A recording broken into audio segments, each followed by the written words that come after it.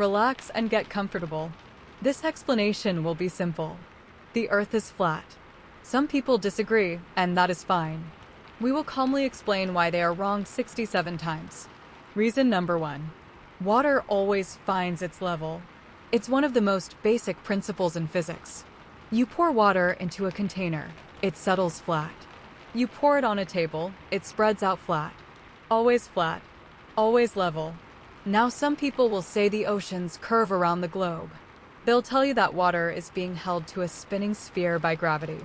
But here's what they're missing. Water doesn't bend. It can't. If you take a basketball and pour water on it, what happens? The water runs right off. It doesn't stick to the sides. It doesn't curve around the surface. It falls. Yet somehow, we're supposed to believe that 71% of Earth's surface is covered in water, and all of that water is just staying there, curved around a ball, spinning at 1,000 miles per hour, not flying off, not leveling out. They call it gravity, a force strong enough to hold entire oceans to a spinning ball, but weak enough that a butterfly can fly. I call it convenient. Reason number 2. Pilots never adjust for curvature. Not once. Not ever. Think about it. If Earth is a sphere with a diameter of about 8,000 miles, then it curves at a rate of roughly 8 inches per mile squared. That's the math they give us. 8 inches per mile squared. So if you're flying in a plane at 500 miles per hour, and you're flying straight and level, you'd be flying off into space. Because the Earth is curving away beneath you at 8 inches per mile squared. The plane would have to constantly pitch the nose down to follow the curve. Constantly. Every single second of the flight. Now they'll tell you the plane naturally follows the curve because of gravity and air pressure. It just happens automatically. No matter how high you go, you can test this yourself.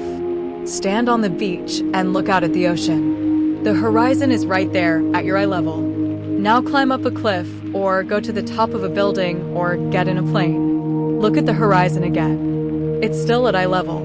It rose with you. Now some people will say that's impossible on a sphere. They'll say if you're standing on a ball and you go higher, you should be looking down at the curve. The horizon should drop below you. You should see the curve falling away.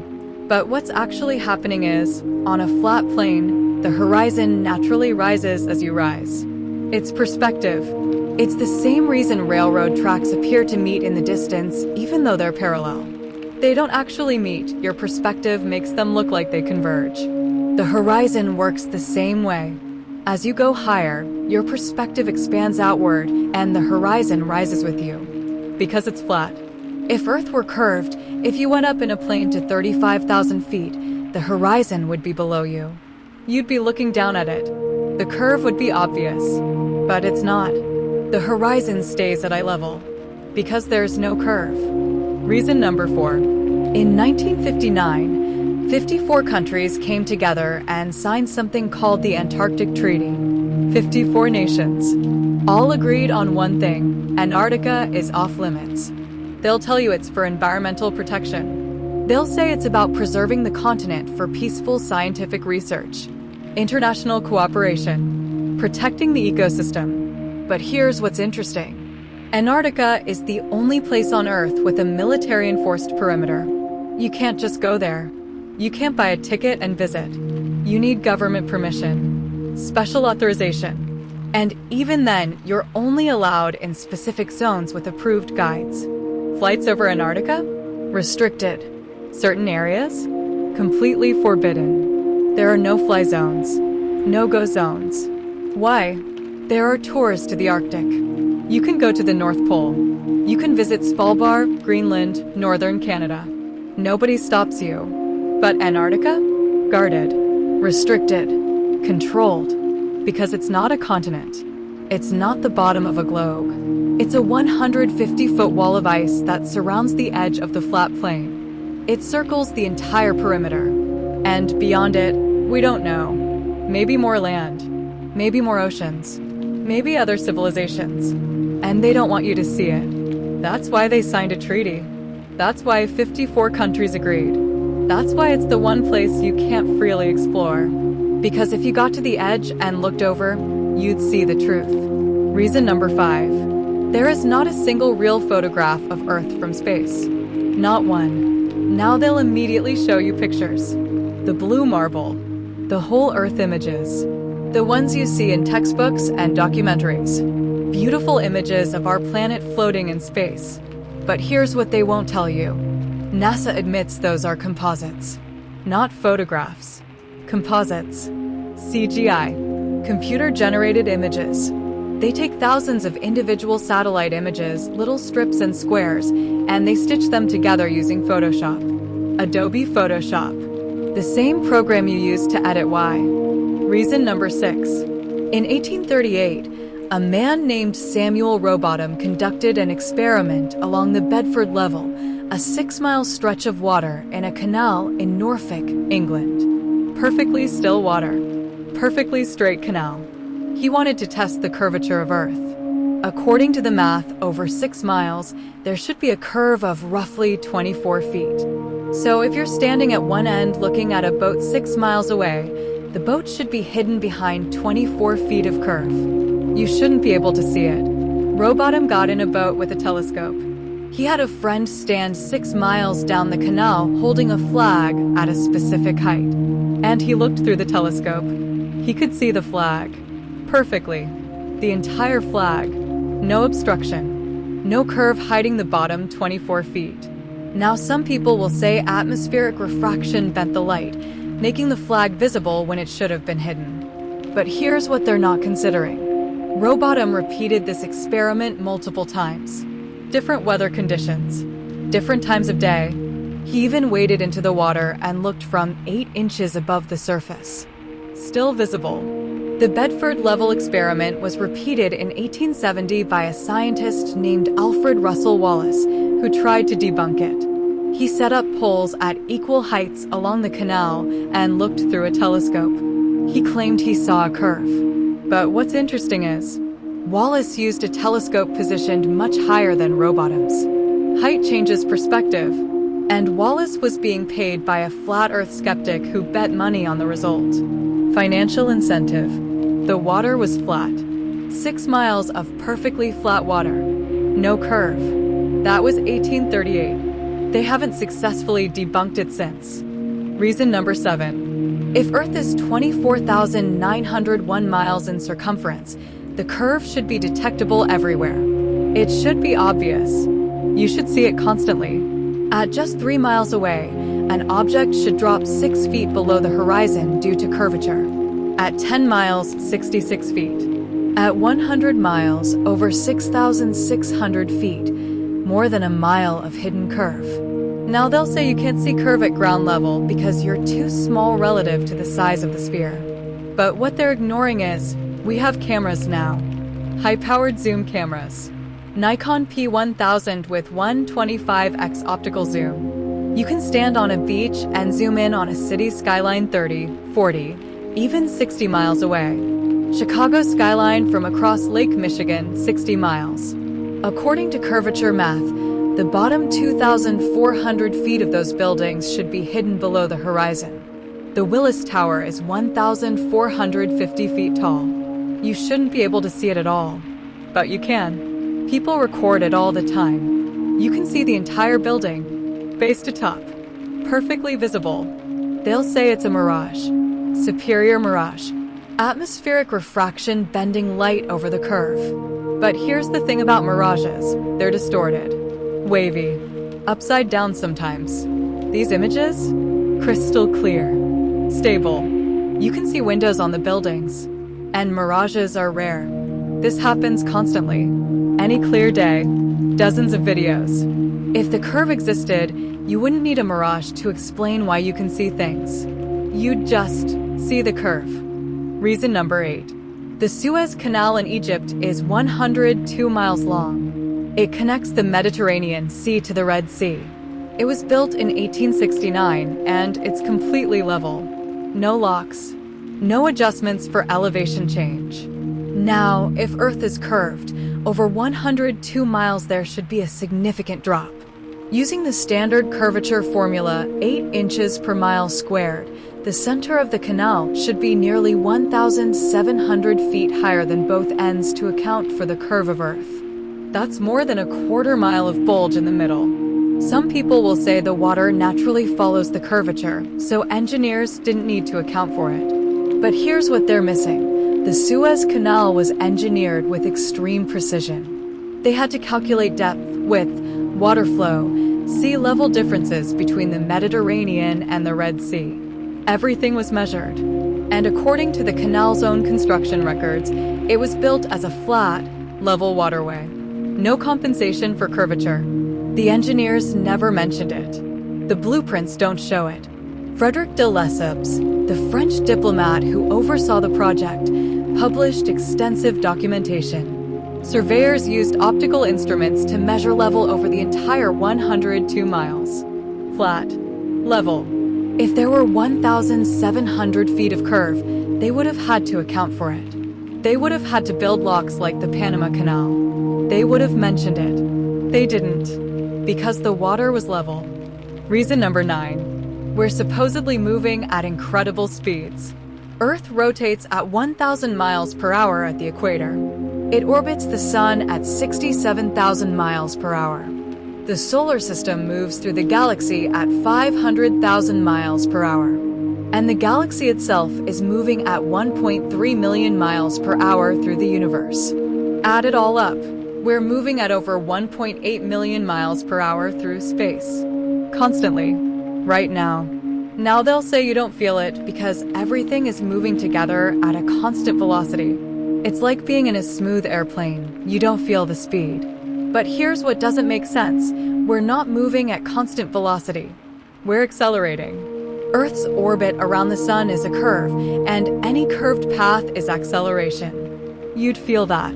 Centrifugal force. And Earth's rotation? We're spinning. If you're at the equator, you're moving in a circle, 1,000 miles per hour in a 24-hour loop. That's constant change in direction. That's acceleration. When you're in a car going 60 miles per hour and you turn, you feel it. Your body leans.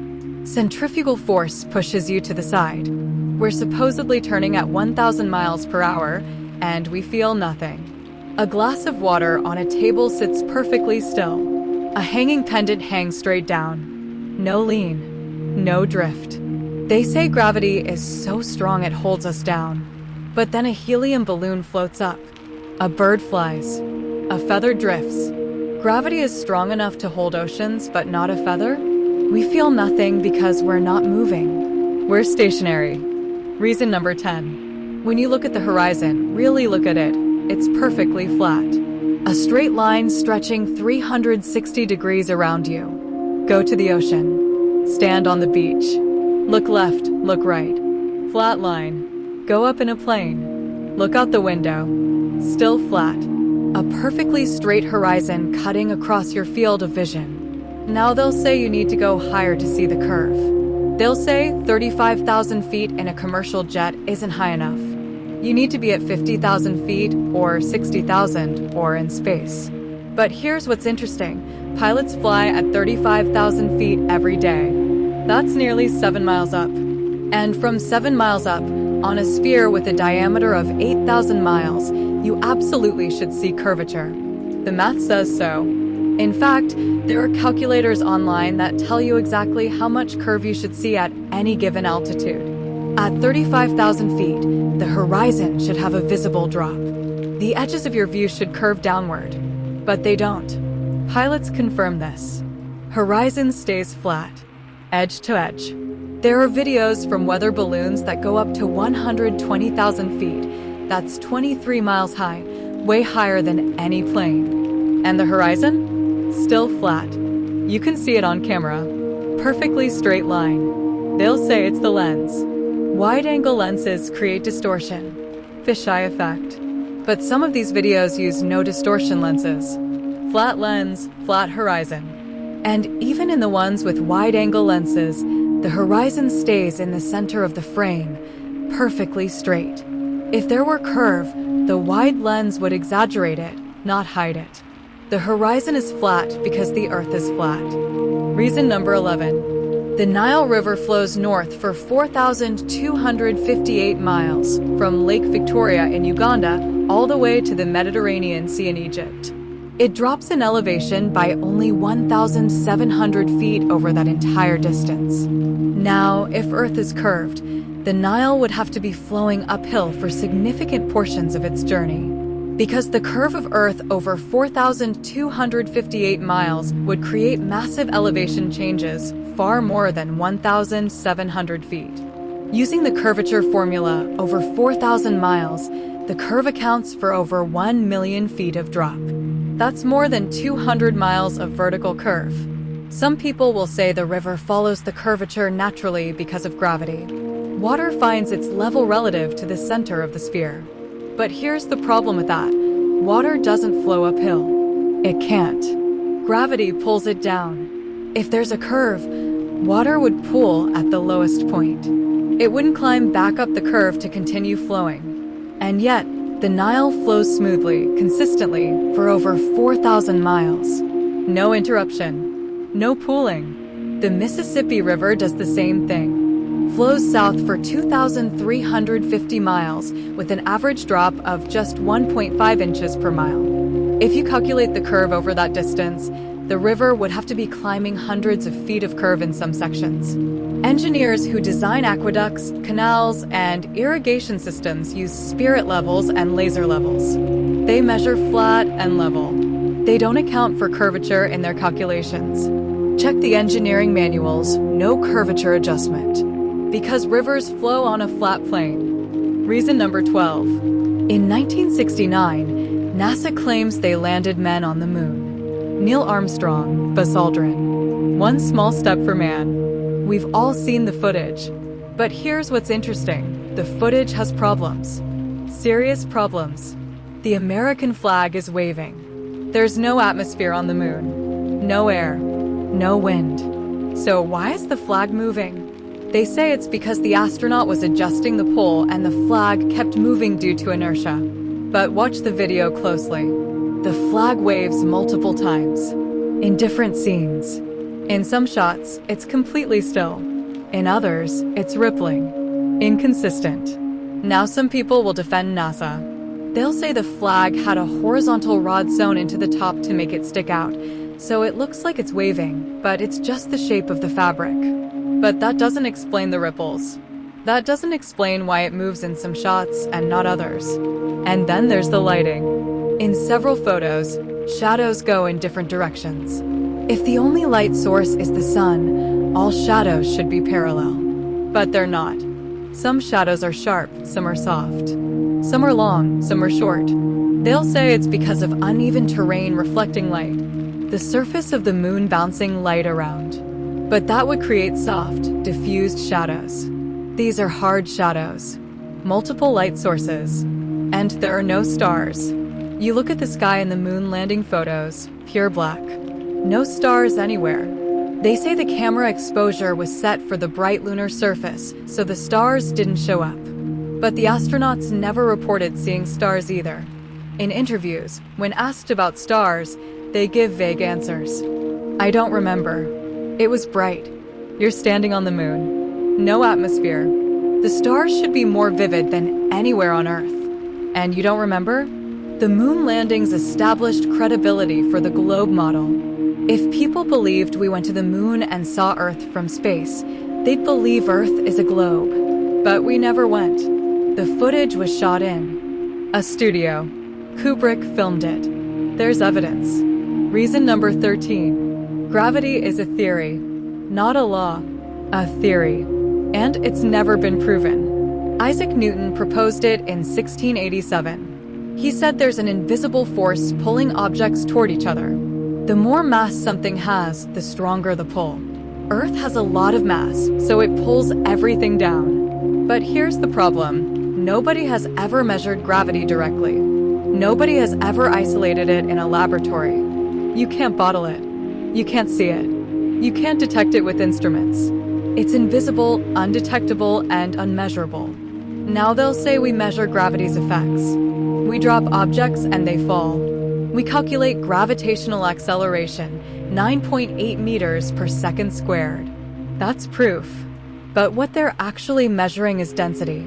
Objects fall because they're denser than the air around them. A rock is denser than air, so it falls. A helium balloon is less dense than air, so it rises. That's not gravity. That's density and buoyancy. They'll say gravity explains the tides. The moon pulls on the oceans. But the moon is 239,000 miles away and supposedly has 1/6 the gravity of Earth. How does it pull entire oceans across the planet, but I can jump? If the moon can pull trillions of gallons of water, why doesn't it pull me off the ground? And why do tides happen on both sides of Earth at the same time? If the moon is pulling water toward it on one side, why is there a high tide on the opposite side too? They say it's because of centrifugal force and the Earth-Moon system rotating. That's not an explanation, that's an excuse. Gravity is a placeholder. It's what they use to explain things they can't explain. Why do things fall? Gravity. Why do planets orbit? Gravity. Why does the atmosphere stick to a spinning ball? Gravity. It's magic. They just gave it a scientific name. Reason number 14. The Coriolis effect is supposed to explain how Earth's rotation affects moving objects. Because Earth is spinning, things moving across the surface, like planes, missiles, or weather systems, curve slightly to the right in the northern hemisphere and to the left in the southern hemisphere. That's the theory. Now, if Earth is spinning at 1,000 miles per hour at the equator, the Coriolis effect should be measurable. It should affect everything. Bullets, planes, rivers, everything moving. But it doesn't. Snipers don't account for it. Long-range shooters calculate wind, distance, bullet drop, but not Coriolis. If Earth is spinning beneath the bullet during its flight, the bullet should drift. It doesn't. They'll say the distances are too short for Coriolis to matter. You need hundreds of miles for it to show up. But then explain helicopters. A helicopter can hover in place for an hour, perfectly stationary. If Earth is rotating beneath it at 1,000 miles per hour, the helicopter should drift. It should land in a completely different location. But it doesn't. It hovers and lands in the same spot. They say the helicopter is moving with the atmosphere, and the atmosphere is moving with Earth's rotation. Everything is moving together. But if that's true, why does Coriolis affect weather systems? Why do hurricanes spin? If the atmosphere is moving with Earth, there should be no relative motion. No Coriolis. You can't have it both ways. Either the atmosphere is locked to Earth's rotation, and there's no Coriolis, or the atmosphere is independent, and helicopters should drift. The Coriolis effect is taught in schools to justify the spinning globe. But in practice, it doesn't exist. Reason number 15. Polaris, the North Star. For thousands of years, sailors, explorers, and navigators have used it to find north. Because it doesn't move. It stays fixed in the northern sky, directly above the North Pole. Every other star in the night sky rotates around Polaris in perfect circles. Time-lapse photos show it clearly star trails circling Polaris. But Polaris itself? Stationary. Now, if Earth is spinning on an axis at 1,000 miles per hour and orbiting the Sun at 67,000 miles per hour, and the Sun is moving through the galaxy at 500,000 miles per hour, Polaris should move. Its position in the sky should shift. Earth's axis supposedly wobbles over a 26,000-year cycle called precession. That wobble should change which star is the North Star over time. And yet, for all of recorded history, Polaris has been the North Star. Some people will say Polaris does move slightly, less than 1 degree over centuries. They'll say it's so far away that Earth's motion is negligible by comparison. But here's what doesn't add up. We're moving through space at over 1 million miles per hour in multiple directions. Earth orbits the Sun. The Sun orbits the galaxy. The galaxy is moving through the universe. If Polaris is a distant star, they say it's 433 light-years away. Our motion through space should create parallax. The star should shift position relative to our changing viewpoint, just like how distant mountains seem to move slower than nearby trees when you're in a car. But Polaris doesn't shift. Not even slightly. It's been in the exact same position for thousands of years. Because it's not a distant sun. It's a light fixed above the flat Earth. And we're not moving. Reason hashtag 16-inch the sun and moon are the same size. You can see it with your own eyes. When you look up at the sky, the sun and the moon appear to be almost exactly the same size. Now they'll tell you that's a coincidence. They'll say the sun is 400 times larger than the moon, but it's also 400 times farther away, so they just happen to look the same size from Earth. But think about that for a moment.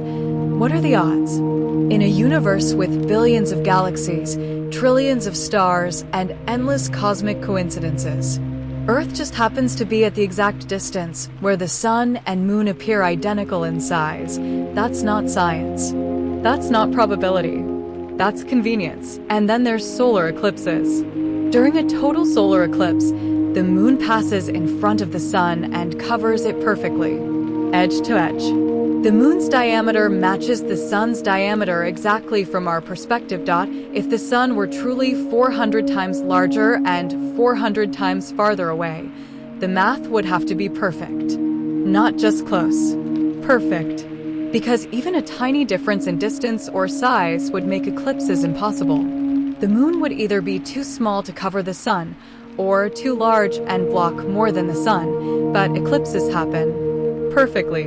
Predictably, they'll say it's because the moon's orbit is slightly elliptical, so sometimes it appears bigger or smaller, and that's why we have total eclipses and annular eclipses. But that still requires the coincidence to be true. The baseline sizes and distances still have to match. Or the sun and moon are both close, both small, both the same size, moving in circles above a flat plane. And eclipses happen when the moon passes in front of the sun. No coincidence needed. Reason hashtag 17-inch the moon produces its own light. It's not reflecting sunlight. Look at the moon on a clear night. It's bright. It glows. You can see craters, shadows, details. That light is cold light. Moonlight doesn't produce heat. Now they'll say the moon reflects sunlight. The sun hits the moon, bounces off, and that's what we see. But here's the problem. Sunlight is hot. Stand in the sun, you feel heat. The sun's rays warm the earth, melt ice, grow plants. It's thermal radiation. If the moon is reflecting sunlight, moonlight should also be warm. But it's not. Moonlight is cold. You can test this yourself. Take 2 thermometers. Put one in direct moonlight. Put one in the shade. The one in the shade will be warmer. Moonlight cools things down. They'll say it's because the moon only reflects a small percentage of sunlight, about 12%, so the heat is negligible. But that doesn't explain why moonlight is colder than shade. Reflected light should still carry some heat, even a small amount. But moonlight does the opposite. It cools, and then there's the appearance. If the moon is a rocky sphere reflecting sunlight, the light should be uneven. Rough surfaces scatter light, but moonlight is smooth, diffuse, even. The moon generates its own light, cold light, luminescence. That's why ancient cultures worshipped the moon separately from the sun. They knew the sun gives heat and light. The moon gives light and cold. 2 different sources. Reason number 18. You can see too far, way too far.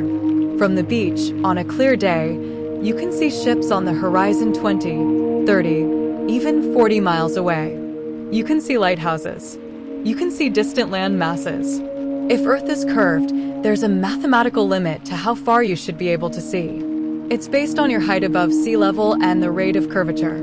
At 6 feet tall, standing on a beach, the horizon should be about 3 miles away. Anything beyond that should be hidden below the curve. But you can see farther, much farther.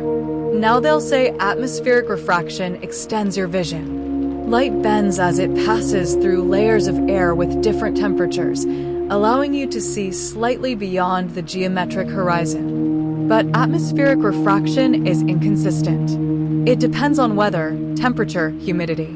Some days it's strong, some days it's weak.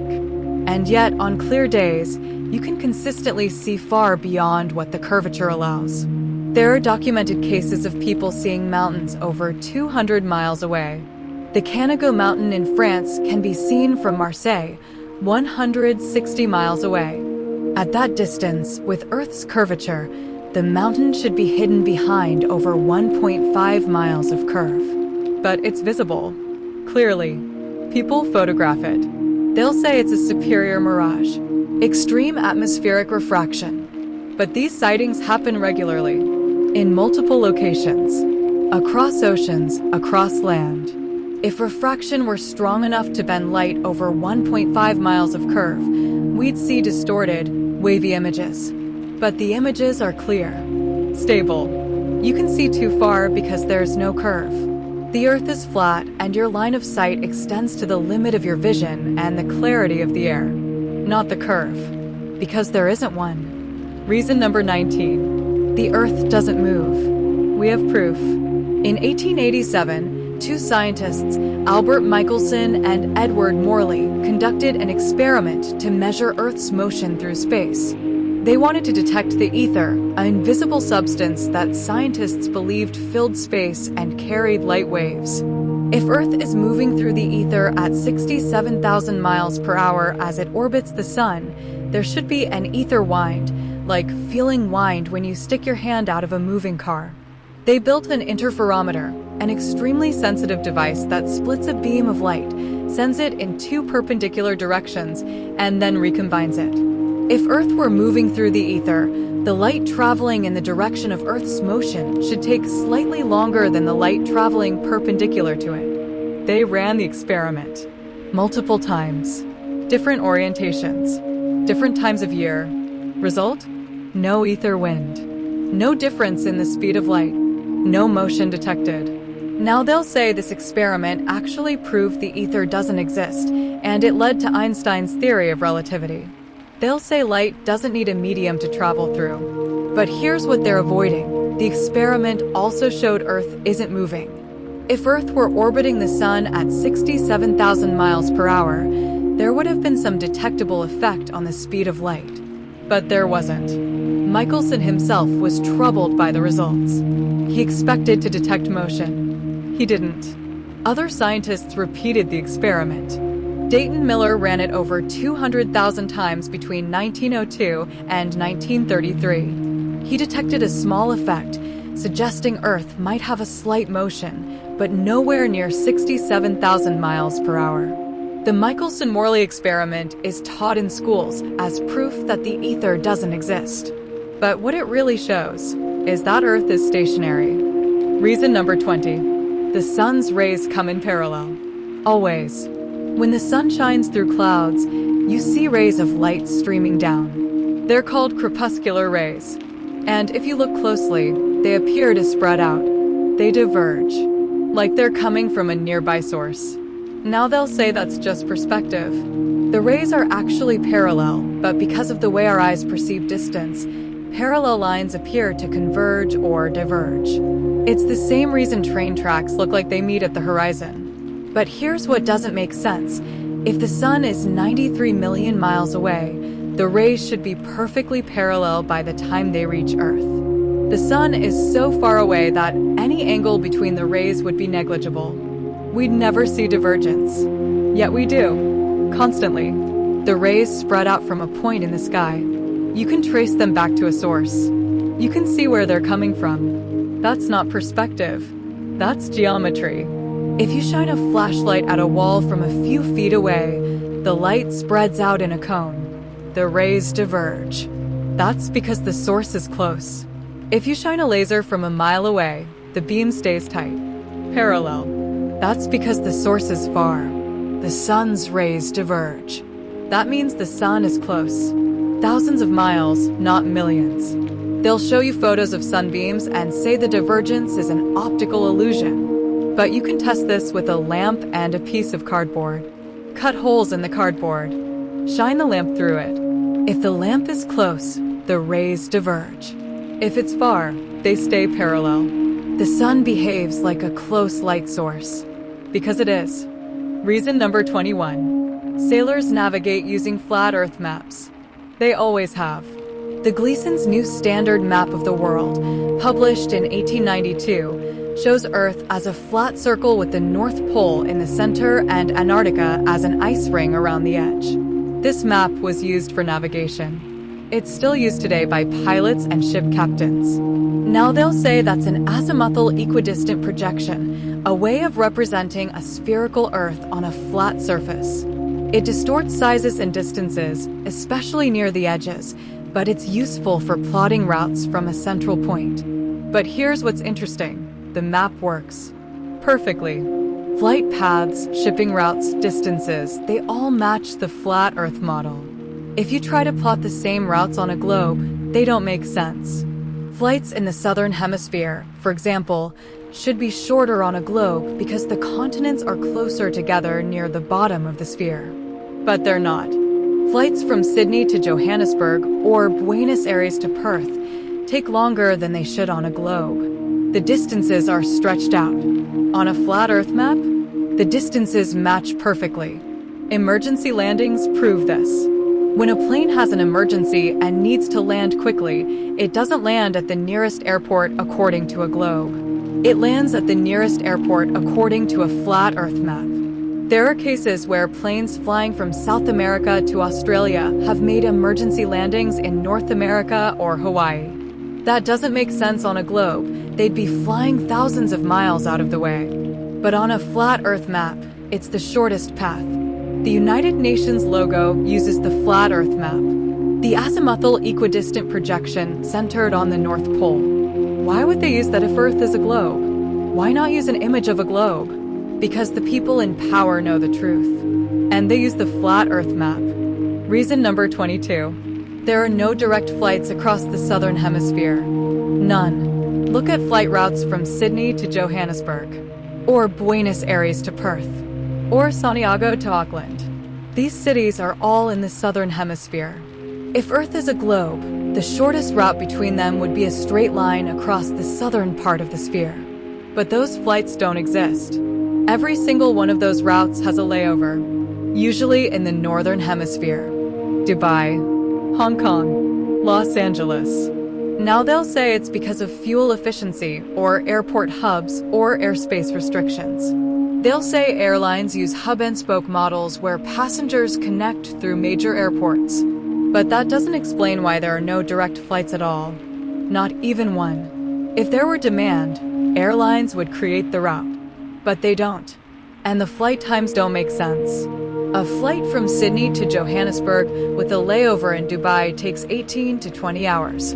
But on a globe, the direct distance from Sydney to Johannesburg is only about 6,800 miles. A commercial jet flies at roughly 500 miles per hour. That's a 13-hour flight, direct. So why does it take 20 hours with a stop in Dubai, which is thousands of miles out of the way on a globe? Because on a flat Earth map, Dubai is not out of the way. It's along the route. The path from Sydney to Johannesburg curves up through the northern hemisphere because the southern continents are farther apart on a flat plane. Pilots know this. They don't fly based on a globe. They fly based on flat Earth navigation maps. And the routes make sense when you use the correct model. Reason number 23. The sun doesn't set.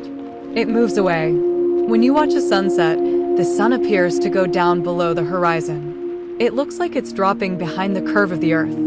But here's what's actually happening. The sun is moving away from you. It's traveling in a circle above the flat Earth, and as it moves farther away, it appears to get lower in the sky due to perspective. It's the same reason train tracks appear to converge in the distance. The tracks don't actually meet. Your perspective makes them look that way. The sun works the same way. It doesn't go below the Earth. It moves away until it's beyond your line of sight. Now they'll say if the sun is just moving away, it should get smaller as it sets. But the sun appears to stay the same size from sunrise to sunset. But that's not true. If you use a solar filter and measure the sun's diameter throughout the day, it does get slightly smaller as it moves away. The difference is small, but it's there. And they'll say if the sun is always above the Earth, it should be visible all the time. Everyone should see it 24 hours a day. But that ignores perspective and atmosphere. As the sun moves farther away, It eventually moves beyond the vanishing point of your perspective, and the atmosphere diffuses the light. That's why the sky glows even after the sun sets. There's still light being scattered. You can test this with a flashlight on a long, flat road at night. Shine the flashlight down the road. As you walk away, the light gets dimmer and eventually disappears from the perspective of someone standing at the starting point. The flashlight didn't go below the road. It just moved too far away. The sun doesn't set. It moves away. And when it's far enough, you can't see it anymore. Reason number 24. Astronauts are actors. They're not real astronauts. Look at the interviews. Watch the press conferences. These are people who supposedly went to space, walked on the moon, orbited the Earth. They should be excited, amazed, emotional. But they're not. They're stiff, uncomfortable, nervous. They avoid eye contact. They give vague answers. They laugh at inappropriate times. The Apollo 11 press conference in 1969, right after the moon landing, Neil Armstrong, Buzz Aldrin, and Michael Collins sit at a table looking like they're at a funeral. They just did the most incredible thing in human history, and they look miserable. Now they'll say they were exhausted. They'll say they were overwhelmed or in shock or under pressure from media and government scrutiny. But exhaustion doesn't explain the inconsistencies. When asked about the stars, they give contradictory answers. When asked about specific details of the mission, they fumble. They look at each other for confirmation. These are supposed to be highly trained professionals, test pilots, engineers, the best of the best. And they can't remember basic details about the most important experience of their lives? And then there are the modern astronauts. ISS astronauts doing interviews from space. Watch the footage closely.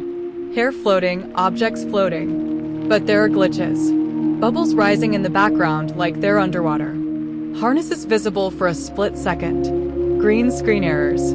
There's a video of an astronaut on the ISS where his hand disappears behind a piece of equipment that should be in front of him. The layering is wrong. It's a compositing error. They're filming in studios, in pools, using green screens and CGI. Astronauts are actors reading scripts. The space agencies are Hollywood with government funding. Reason number 25. Time zones don't work on a globe. They work on a flat Earth.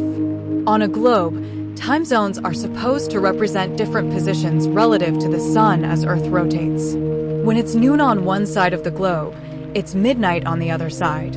But here's the problem. The sun's position in the sky doesn't match the time zone model. In the summer, in northern latitudes, the sun is visible for more than 12 hours. In some places, like Alaska or Scandinavia, the sun barely sets at all. It's light for 20 hours a day. On a globe, that would mean the sun is somehow shining on more than half the Earth at once. The day side would have to be larger than a hemisphere. That's geometrically impossible. Now they'll explain it with axial tilt. Earth's axis is tilted 23.5 degrees, so during summer in the northern hemisphere, the North Pole is tilted toward the sun. That's why you get long days and the midnight sun. But if that's true, the southern hemisphere should be in complete darkness for months. Antarctica should be pitch black during northern summer, but it's not. There are scientific research stations in Antarctica that have sunlight during the southern summer, just like the Arctic has sunlight during northern summer. Both poles can't have sunlight at the same time on a globe. It's impossible. One side faces the sun, the other doesn't. On a flat Earth, it makes sense. The sun moves in a circle above the plane. In the summer, it circles closer to the center, near the North Pole. That's why northern regions get more sunlight. In the winter, it circles farther out, closer to the ice ring. That's why southern regions get sunlight then. Both poles can have sunlight at different times of the year because the sun is local, circling above the plane. Not 93 million miles away shining on a spinning ball. Reason number 26. The atmosphere can't exist on a spinning ball in a vacuum. We're told Earth is surrounded by a thin layer of atmosphere, nitrogen, oxygen, trace gases. And just beyond that atmosphere is space, the vacuum of space. Infinite emptiness with no air pressure. Now, a vacuum is the absence of pressure. It pulls. If you open a door between a pressurized room and a vacuum, the air rushes out. Instantly. Violently. That's how vacuums work. So if space is a vacuum, and it's directly next to our atmosphere, why doesn't our atmosphere get sucked into space? They'll say gravity holds it down. Gravity is strong enough to keep the atmosphere pressed against Earth despite the vacuum of space pulling on it. But here's what doesn't make sense. Gravity is supposedly strong enough to hold trillions of tons of air to a spinning ball, but weak enough that a bird can fly, a helium balloon can float away, and vacuums are incredibly powerful. We use vacuum chambers in laboratories, and even a small vacuum will pull air through thick barriers. The vacuum of space is infinite. Absolute zero pressure. And yet the atmosphere just stays? There's no barrier, no solid dome. Nothing physical separating our atmosphere from space. Just an invisible gradient where air pressure gradually decreases until it hits zero. That's not how pressure works. Pressure equalizes. High pressure moves toward low pressure until they balance.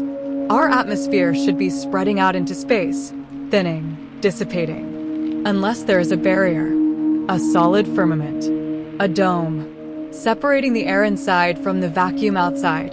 The Bible mentions it. Genesis 1 verse 6, God created a firmament to separate the waters. Ancient cultures described it. A solid sky. The atmosphere stays because it's contained. Reason number 27. Satellites don't exist. Not the way they tell us. They say there are over 5,000 satellites orbiting Earth. Communications satellites, GPS satellites, weather satellites. All of them supposedly floating in space, traveling at 17,000 miles per hour, staying in perfect orbit without falling. But here's the problem. Space is a vacuum. No air, no resistance. But there's also radiation, solar wind, micrometeoroids, debris.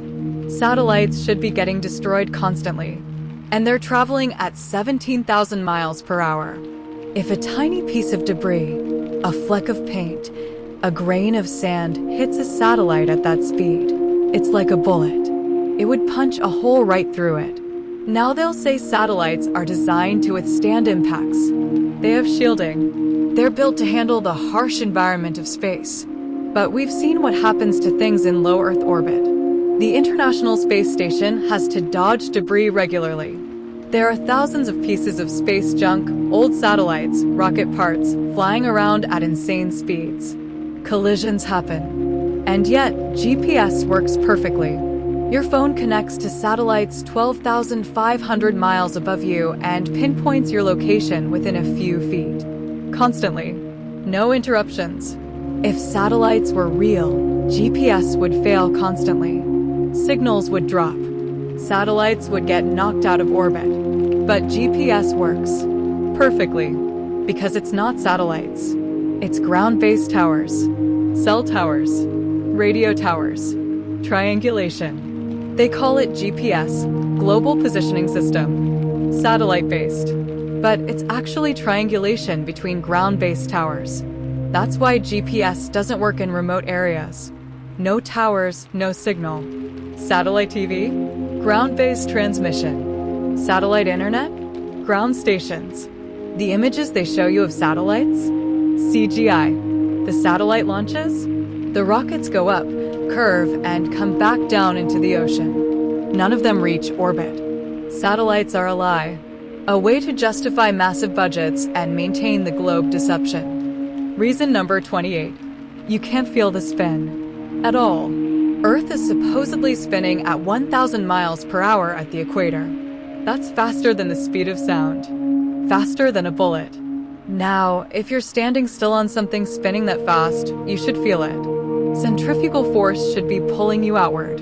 You'd feel lighter.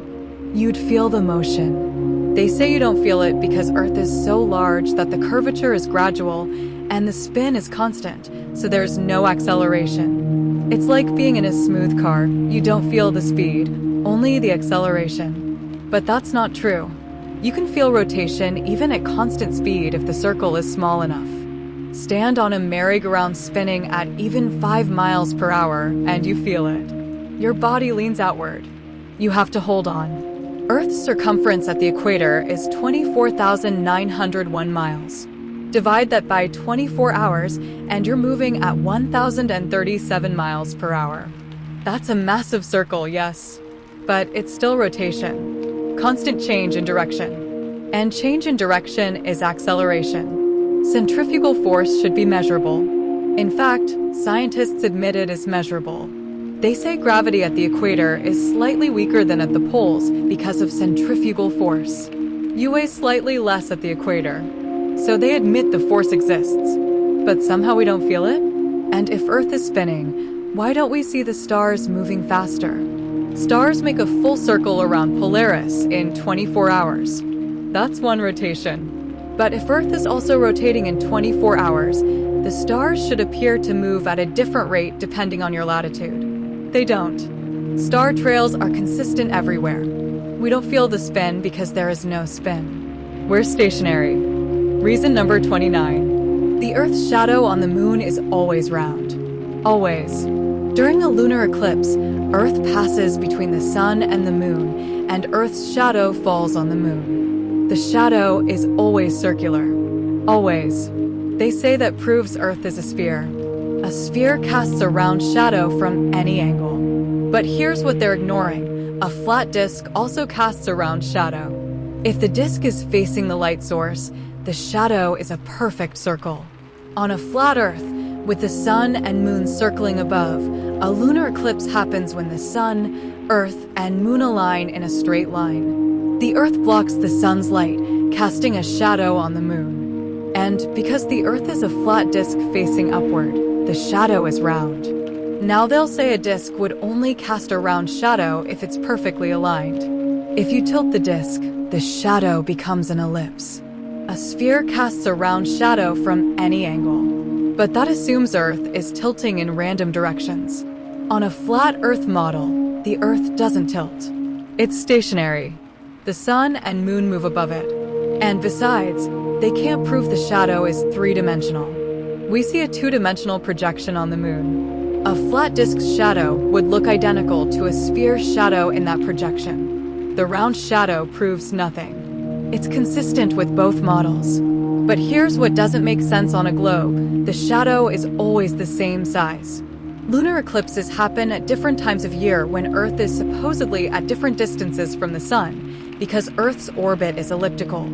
That should change the angle of the light and the size of the shadow. But it doesn't. The shadow is consistent, because the distances aren't changing. The sun and moon are local, and they're always the same distance from Earth. Reason number 30. Water sticks to a spinning ball, but only Earth's water. They say gravity is strong enough to hold oceans to a sphere spinning at 1,000 miles per hour. Trillions of gallons of water, curved around a ball, not flying off.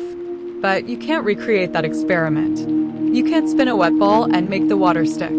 It flies off. Every time. Now they'll say that's because the ball isn't massive enough to generate significant gravity. Earth has huge mass, and that creates enough gravitational pull to hold the water. But then explain a spinning spacecraft. The International Space Station is in orbit, which they say is a constant state of free fall. Everything inside is weightless because there's no gravity, or rather, the gravity is balanced by the centrifugal force of the orbit. But if gravity is strong enough to hold oceans to a spinning Earth, how is the ISS in zero gravity only 250 miles up? Earth's gravity should still be pulling on it.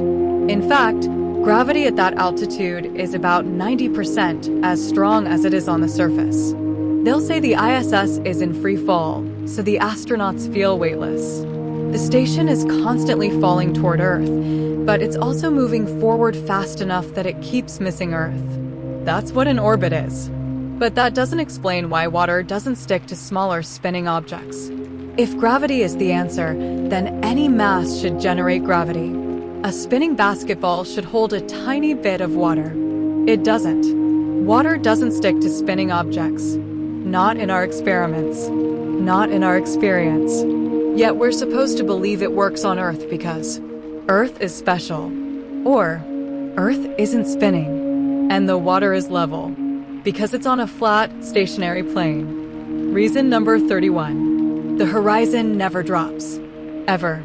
If you're standing on a sphere and you go higher, climb a mountain, go up in a building, fly in a plane, you should be looking down at the horizon. The curve should drop below your eye level as you gain altitude. But it doesn't. The horizon stays at eye level. Always. No matter how high you go. Now they'll say the effect is too subtle to notice. They'll say you'd need to be extremely high for the horizon drop to be visible. Maybe 50,000 feet or higher. But that's not what the math says. There are formulas that calculate horizon drop based on altitude. At 35,000 feet, typical cruising altitude for a commercial jet, the horizon should drop about 3 degrees below eye level. 3 degrees is noticeable. Hold your arm out straight. Make a fist. The width of your fist is about 10 degrees. 3 degrees is a third of that. You'd see it. But pilots don't see it. Passengers don't see it. Go on a flight. Look out the window. The horizon is right there, level with your eyes. There are videos from weather balloons at 120,000 feet, over 20 miles high. At that altitude, the horizon should drop significantly. You should be looking down at it. But watch the footage. The horizon is still at the center of the frame. Eye level. They'll say it's because the field of view is so wide that the drop isn't noticeable. But that doesn't make sense. A drop is a drop. If the horizon is 5 degrees below eye level, it's below eye level. It doesn't matter how wide your view is. And pilots confirm this. If you ask a commercial pilot, they'll tell you the horizon stays level. They don't pitch the nose down to look at the horizon. It's straight ahead.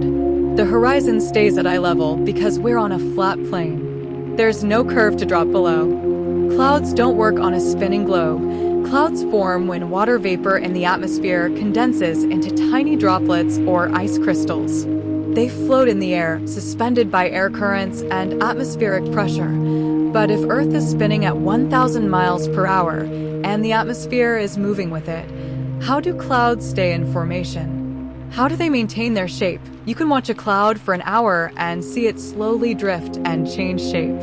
But it drifts at a few miles per hour, not 1,000 miles per hour. Now they'll say the clouds are moving with Earth's rotation. The atmosphere is rotating too, so everything moves together. From our perspective on the ground, clouds appear to drift slowly because we're also moving at 1,000 miles per hour. But if that's true, explain why clouds move in different directions. You can watch the sky and see clouds at different altitudes moving different ways. High altitude clouds going east, low altitude clouds going west. Some moving fast, some slow. If the atmosphere is locked to Earth's rotation, all clouds should move in the same direction, west to east, following the spin. But they don't. They move independently, and then there's wind. Wind is air moving from high pressure to low pressure. But if Earth is spinning, the atmosphere should be dragged along by friction with the surface. There shouldn't be relative motion. There shouldn't be wind. They'll bring up the Coriolis effect and atmospheric circulation patterns. But we already covered that. Coriolis doesn't hold up under scrutiny. Clouds drift slowly because we're stationary. The atmosphere isn't spinning at 1,000 miles per hour. It's still. And clouds move based on local air currents, pressure differences, and temperature gradients. On a flat, stationary Earth, clouds make sense. Reason number 33. Airline pilots admit the Earth is flat. Quietly, talk to pilots off the record. Ask them about curvature. Ask them if they adjust for Earth's rotation or the Coriolis effect. Ask them if they ever see the curve. Some will give you the official answer. They'll repeat what they were taught in training. Gravity, atmosphere, everything's automatic, but some will tell you the truth. They fly level. They use flat navigation maps. They don't compensate for spin or curve. There are interviews, some recorded, some anecdotal, where pilots admit they've never seen the curve. Even at 40,000 feet, the horizon is always flat, always at eye level, and there are manuals. Aviation manuals that describe flight as occurring over a flat, non-rotating Earth. They use flat Earth calculations for navigation, fuel efficiency, and wind drift. Now they'll say those manuals are simplifications. They'll say the differences are so small that pilots can ignore curvature for practical purposes. The errors are negligible, but negligible over what distance? A flight from New York to London is 3,500 miles. 8 inches per mile squared means massive curvature over that distance. If pilots didn't account for it, they'd miss their destination by hundreds of miles, and yet they don't account for it. They fly straight and level, and they arrive on time because the Earth is flat. Pilots know. Air traffic controllers know. They just can't say it publicly. Careers are at stake. Certifications. Reputations, but in private? Some admit it. The Earth is flat, and they fly over it every day. Reason number 34. The moon landing footage is identical to underwater footage. Watch the Apollo moon landing videos. The way the astronauts move. The way the dust kicks up. The way objects fall. It's identical to underwater footage. Slow motion. Floating. Suspended. Now they'll say the moon has 1/6th the gravity of Earth, so movement is slower. Objects fall slower. Dust behaves differently. But here's what's interesting. If you speed up the moon landing footage by 2x, the astronauts move at normal speed. Exactly like someone walking on Earth. The dust falls at normal speed. Everything looks normal. Why would you need to speed it up?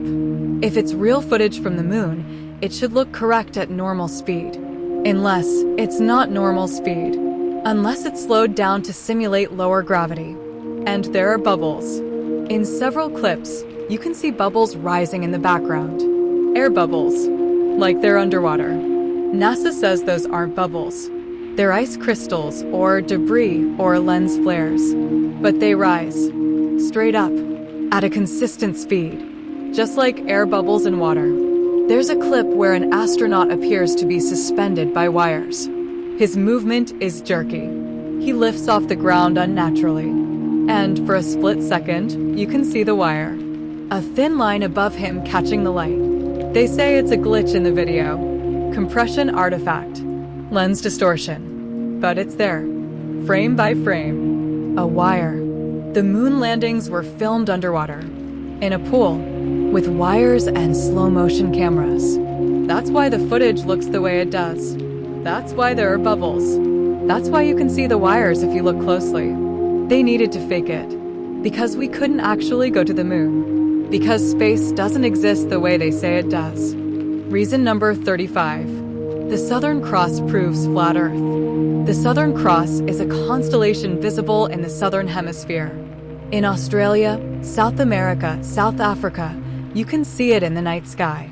Now, if Earth is a globe, people in Australia and South America should be facing opposite directions. Australia is on one side of the sphere, South America is on the other. They're separated by the entire Pacific Ocean. But they both see the Southern Cross. At the same time, in the same orientation. How is that possible? If they're on opposite sides of a ball, they should be looking in completely different directions. They shouldn't see the same stars. They'll say it's because the stars are so far away that the distance between Australia and South America is negligible by comparison. Both locations are essentially looking in the same direction when viewing distant stars. But that doesn't hold up. If the stars are millions of light years away and Earth is a tiny ball in comparison, then everyone on Earth should see the same stars all the time. There shouldn't be different constellations for the northern and southern hemispheres. But there are. The northern hemisphere sees Polaris and Ursa Major. The southern hemisphere sees the Southern Cross. They're different skies. On a flat Earth, it makes sense. The stars rotate above the plane. People near the center, the North Pole, see one set of stars. People near the outer edge, the ice ring, see a different set.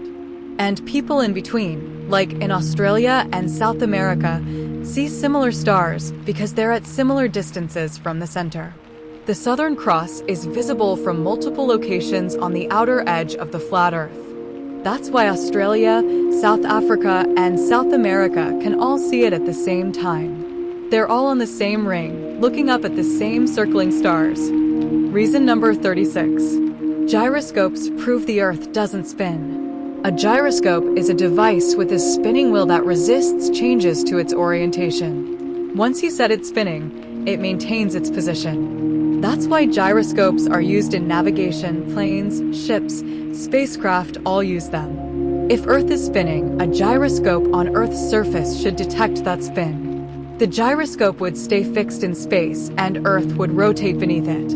Over 24 hours, the gyroscope's orientation relative to the ground would shift 360 degrees. But it doesn't. Set up a gyroscope. Let it run for 24 hours. Check its orientation. It hasn't moved relative to the ground. Now they'll say gyroscopes used in navigation are Earth rate gyroscopes. They're calibrated to account for Earth's rotation. They're designed to stay aligned with the local horizon, not with absolute space. But that's circular reasoning. They built the gyroscopes to assume Earth is spinning, so of course they behave as if Earth is spinning. That doesn't prove Earth is actually spinning. And there are experiments with non-calibrated gyroscopes, mechanical gyroscopes with no electronic adjustments. They also don't detect Earth's rotation. They'll say it's because the gyroscope is too small, or not sensitive enough, or there's friction that dampens the effect. But gyroscopes are incredibly sensitive. They're used to measure tiny changes in orientation. If Earth were spinning at 1,000 miles per hour, a gyroscope would detect it. The fact that it doesn't means Earth isn't spinning. A gyroscope stays fixed relative to the ground because the ground isn't moving. Reason number 37. Ships don't disappear behind the curve. They fade into the distance. When a ship sails away from shore, it eventually disappears from view. They say this is because the ship is going over the curve of the Earth. The bottom of the ship disappears first, then the middle, then the top. That's proof of curvature. But that's not what happens. Watch a ship sail away with binoculars or a telescope. As it gets farther away, the whole ship fades. It doesn't disappear from the bottom up. It fades evenly, as if it's moving beyond your line of sight. And if you use a strong enough zoom lens like a Nikon P1000 with 125x zoom, you can bring the ship back into view, even after it's disappeared over the horizon. If the ship had actually gone behind the curve, zooming in wouldn't help. The curve would still be blocking it, but zooming in brings it back. That means it didn't go behind anything. It just moved beyond the limit of your vision. Now they'll say atmospheric refraction is bending the light, allowing you to see over the curve. But refraction is inconsistent. It depends on temperature and humidity. And yet you can do this experiment on any clear day and get the same result. The ship doesn't go behind a curve. It reaches the vanishing point of your perspective. The same reason distant objects appear smaller. Eventually, they're so small and so far away that your eyes can't resolve them. But they're still there, on the same flat plane. Zoom in and you see them again, because there's no curve, just distance. Reason number 39. Gravity doesn't explain tides at all. They say the moon's gravity pulls on Earth's oceans, creating tides. When the moon is overhead, it pulls the water toward it, creating a high tide. When it's on the opposite side, there's another high tide because reasons. But the moon is 239,000 miles away. And it has 1/6th the gravity of Earth. How does it pull entire oceans? Think about it. You're standing on a beach. The ocean is right there. The moon is 250,000 miles away. Why does the moon's weak, distant gravity overpower Earth's strong, immediate gravity? And why are there 2 high tides per day? If the moon pulls water toward it, there should be 1 high tide on the side facing the moon. The opposite side should have a low tide because the water is being pulled away. They explain the second high tide with something called the tidal bulge.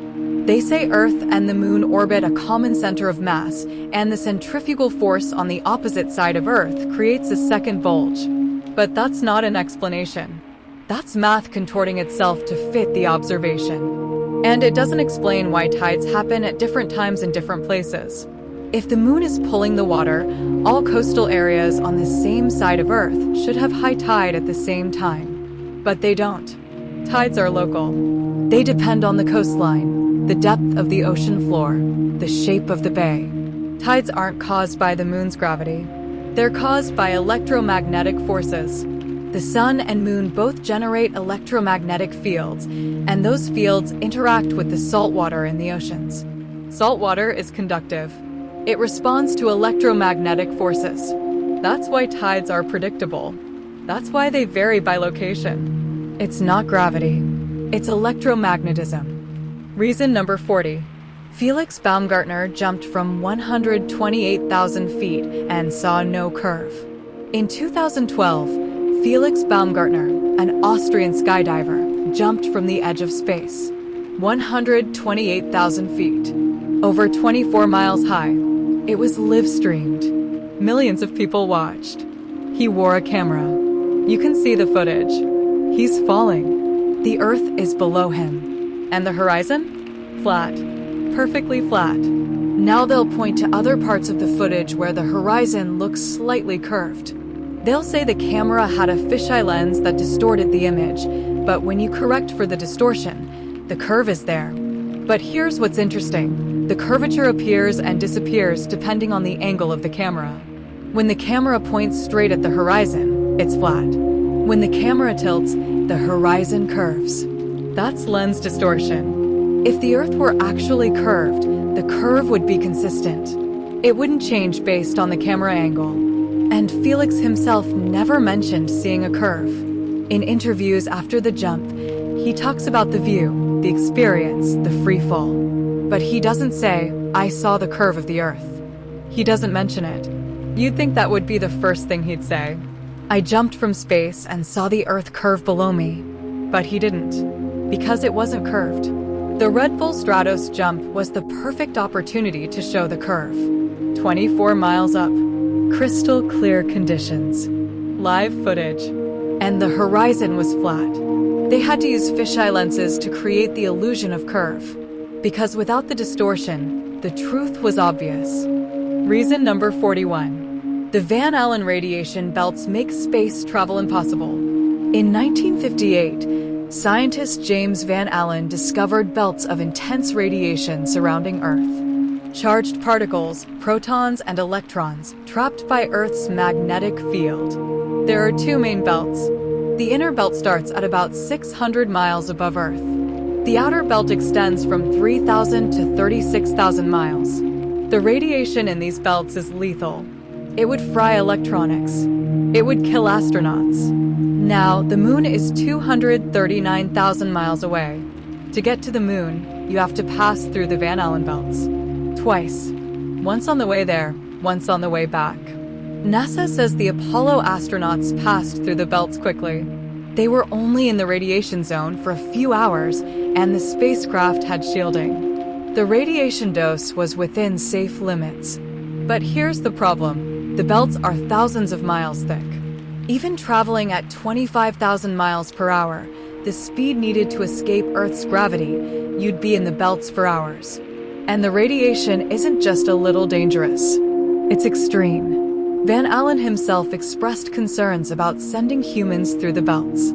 He suggested missions should avoid them or develop better shielding. And then there's a NASA video from 2014, an engineer talking about the Orion spacecraft, which is designed for deep space missions. He says, "We must solve these challenges before we send people through this region of space." He's talking about the Van Allen belts. In 2014, 50 years after Apollo, if we sent astronauts through the belts in the 1960s, why is it still a challenge in 2014? Because we never sent astronauts through the belts. The Apollo missions didn't go to the moon. They couldn't. The radiation would have killed them. Reason number 42. Rockets never go straight up. They always curve. Watch any rocket launch. SpaceX, NASA, any space agency. The rocket goes up for a little while, straight up, and then it starts to curve. It arcs over, heading toward the horizon. They say this is because the rocket is entering orbit. To orbit Earth, you need horizontal velocity, not just vertical altitude. So the rocket curves to build up speed parallel to the ground. But if space is real and orbit is real, Why don't rockets go straight up, exit the atmosphere, and then turn? Why do they start curving while they're still in the lower atmosphere? Because they're not going to space. They're going up, arcing over, and coming back down, splashing into the ocean. There are reports, fishermen, sailors, who've seen rocket debris falling into the ocean far from shore. Pieces of rockets, sections of boosters. They're not going to orbit. They're going up and coming back down. And the curvature of the flight path is always the same. Every launch. Same arc, same trajectory. If they were actually trying to reach different orbits, some low, some high, some geosynchronous, the flight paths would vary. But they don't. They curve because they're following a ballistic trajectory. Up and down, not into orbit. And the live feeds from rocket launches? They always cut out. Right when the rocket is supposed to exit the atmosphere and enter space, the feed switches to animation or cuts entirely. Why? If the rocket is really going to space, show us. Keep the camera running. Let us see the transition from atmosphere to space. Let us see Earth from above.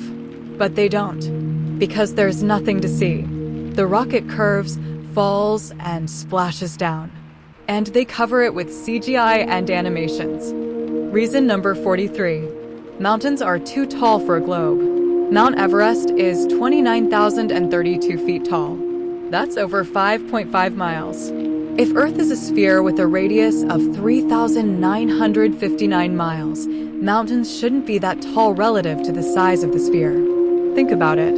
If you shrunk Earth down to the size of a basketball, the mountains would be smaller than the bumps on the basketball's surface. Earth would be smoother than a billiard ball. That's the claim. Earth is smoother than a billiard ball when you account for scale. But that doesn't match our experience. Mountains are massive. Everest towers over everything. You can see it from over 100 miles away. It dominates the landscape. Now they'll say the comparison is accurate because of the scale. Earth's diameter is nearly 8,000 miles. Mountains that are 5 miles tall are tiny in comparison. But here's what doesn't add up. If Earth is curved, mountains should disappear behind the curve just like everything else. But they don't. You can see mountains from absurd distances. Mount Rainier in Washington can be seen from over 100 miles away. At that distance, with Earth's curvature, the base of the mountain should be hidden behind over 6,600 feet of curve. But you can see the whole mountain, base to peak. On a globe, tall mountains would be hidden by curvature at long distances. On a flat Earth, tall mountains are visible as far as your eyes or your camera can see. Mountains prove the Earth is flat, because if there were curve, you wouldn't see them. Reason number 44. The moon is transparent. You can see stars through it. Look at the moon on a clear night. Sometimes, especially during a crescent moon, you can see the dark part of the moon, the part that's not lit by the sun. And if you look closely, you can see stars behind it, stars shining through the moon. Now they'll say that's Earthshine, light from Earth reflecting off the moon's surface, illuminating the dark side. And the stars you're seeing are actually in front of the moon, not behind it. But that doesn't explain why you can see stars in the exact same position as the dark part of the moon. If the moon is a solid, opaque object, it should block the stars behind it completely. Yet you can see them, faintly, through the moon. There are photos. Amateur astronomers have captured images of the moon where stars are visible through the dark portion. Not next to the moon, not around it, through it. They'll say it's a camera artifact. Long exposure times. The stars are overexposed and bleeding into the darker areas of the image. But it happens with the naked eye too. People report seeing stars through the moon. Not every night, not every moon phase, but it happens. If the moon were a solid rock, this would be impossible. But if the moon is translucent, if it's a plasma or a projection or something other than a solid sphere, then light could pass through it. The moon isn't what they tell us. It's not a rock. It's not reflecting sunlight. It's something else. And whatever it is, it's not solid. Reason number 45. Water always finds its level. Part 2. We've talked about this, But it bears repeating because it's the most fundamental proof. Water does not curve. It cannot curve. It's a liquid. It conforms to its container. Pour water into a glass. The surface is flat. Pour it into a pool. The surface is flat. Pour it into a lake. Flat. An ocean? Flat. They say gravity curves the water around the globe. But gravity is a theory, an unproven theory. And even if gravity were real, it's pulling down, toward the center, not sideways, not around a curve. Water doesn't curve because there's no force that makes it curve. Gravity pulls down. Surface tension pulls inward. Neither of those forces create a curve over a long distance. And we can test this. Lasers over water. Shine a laser across a lake. If the water is curved, the laser will hit above the target on the far side because the water is bulging in the middle. But it doesn't. The laser hits level, flat. Engineers know this. When they build bridges over water, they don't account for curvature. The supports are parallel, vertical, not angled to match a curve. The Verrazano Narrows Bridge in New York is over 4,000 feet long. According to curvature calculations, the two towers should be about 2 inches farther apart at the top than at the base to account for Earth's curve. But the engineers didn't build it that way. The towers are parallel. Because the water is flat. Water finds its level. Always. And level means flat. Reason number 46. NASA's annual budget is over $25 billion. Every year. Think about what they're supposedly doing with that money. Sending robots to Mars, operating the International Space Station, launching satellites, research and development. But where's the proof? Where are the results? We get CGI images of Earth. We get animations of Mars rovers. We get live feeds from the ISS that glitch and show green screens and wires. $25 billion a year. That's almost $70 million per day. And the best they can give us is photoshopped images and obvious special effects. Now they'll say space exploration is expensive. Rockets cost money. Technology costs money. Research costs money. But here's what's interesting. That money doesn't just go to rockets. NASA's budget includes salaries, facilities, PR campaigns, educational programs. A huge portion of the budget goes to things that have nothing to do with actual space exploration. It's a jobs program. It's a propaganda machine. It's a way to funnel billions of dollars into the pockets of defense contractors and tech companies. And what do we get? Promises. We're going back to the moon in 2024. Then it's 2025. Then 2026. Then 2030. Always just around the corner. Never happening. Because they can't go to the moon. They never went. And they never will. $25 billion a year to maintain the lie. To keep producing fake images. To keep people believing in the globe. To keep the masses distracted from the truth. Follow the money. Who benefits from the space program? Not us. We get nothing. Defense contractors get billions. NASA employees get cushy jobs. And the lie continues. Reason hashtag 47-inch ancient civilizations knew the Earth was flat. The Egyptians, the Babylonians, the ancient Chinese, the Greeks before Aristotle. They all described Earth as flat. Ancient texts, ancient maps, ancient cosmologies, they all depict a flat Earth with a dome above it. The sky as a solid firmament. The sun and moon circling above. Now they'll say ancient people were primitive. They didn't have the technology to know better. They believed in flat Earth because they couldn't see the bigger picture. But these civilizations built the pyramids. They built Stonehenge. They had advanced knowledge of astronomy, mathematics, engineering. They tracked the stars with incredible precision. They predicted eclipses. They weren't primitive. They were smart. And they said the Earth was flat. The ancient Hebrew cosmology describes Earth as a flat circle with a dome over it. The firmament. Genesis 1 verses 6 to 8. And God said, "Let there be a firmament in the midst of the waters, and let it divide the waters from the waters." A solid barrier separating the waters above from the waters below. That's the sky. That's what ancient people observed. A solid dome, and then the Greeks came along. Philosophers like Pythagoras and Aristotle started promoting the idea of a spherical Earth. Why? Not because of evidence, because of philosophy. They thought spheres were perfect shapes. They thought the cosmos should be harmonious and symmetrical. It was a belief system, not science. And that belief system became dominant. It spread through the Roman Empire, through the church, through academia. And now it's taught as fact, but the ancient knowledge was correct. The Earth is flat. The ancients knew it, and we forgot. Reason number 48. You can see too many stars. On a clear night, far from city lights, you can see thousands of stars. The Milky Way, constellations, planets, all visible to the naked eye. But if stars are billions and trillions of miles away, if they're massive suns like our own, just farther away, they should be dimmer. Much dimmer. Light spreads out as it travels. It follows the inverse square law. If you double the distance, the brightness decreases by a factor of 4.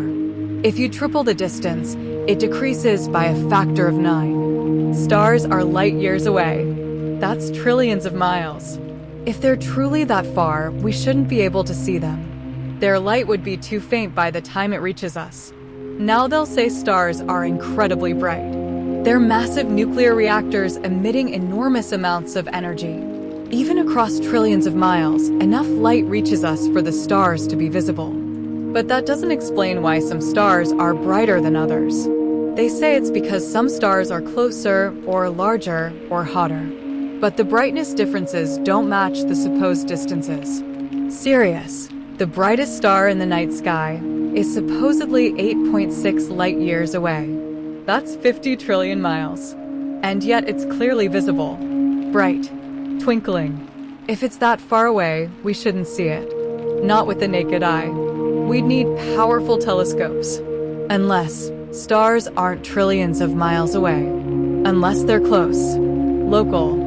Lights in the firmament, just above us. That's why we can see so many.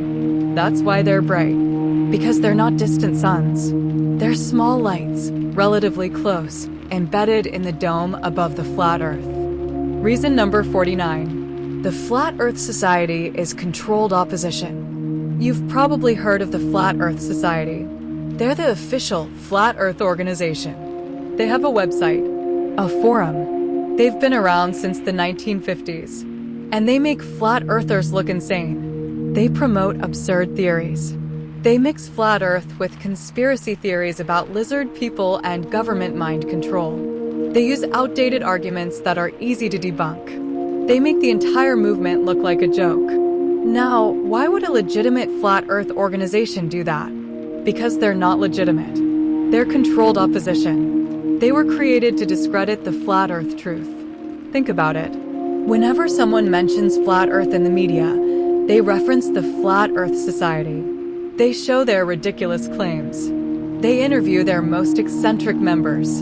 And then the media dismisses the entire concept as lunacy.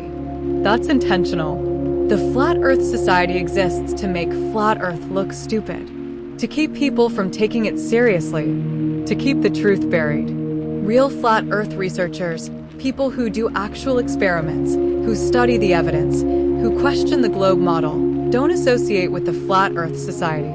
They know it's a psyop. The same thing happened with other truth movements. They infiltrate, they promote extremism, they discredit from within. It's a classic tactic.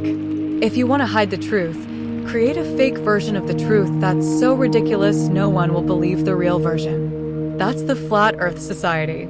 Controlled opposition. Designed to keep you from questioning the globe. Reason number 50. Lighthouses prove the Earth is flat. Lighthouses are built to be visible from long distances. Ships at sea need to see them to navigate safely. The light from a lighthouse can be seen for 20, 30, even 40 miles. But if Earth is curved, the lighthouse should be hidden behind the curve long before that. Take the Statue of Liberty. It has a torch that acts as a lighthouse. It's 305 feet tall. According to curvature calculations, the statue should be completely hidden behind the curve at a distance of about 26 miles. but you can see it from farther. People in New Jersey, over 30 miles away, can see the statue on clear days. Ships report seeing it from even greater distances. Now they'll say atmospheric refraction is bending the light, allowing you to see over the curve.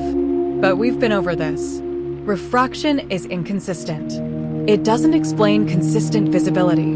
And there are lighthouses that are visible from distances that are impossible on a globe. The Dunkirk lighthouse in France is visible from over 28 miles away. The light is 194 feet above sea level.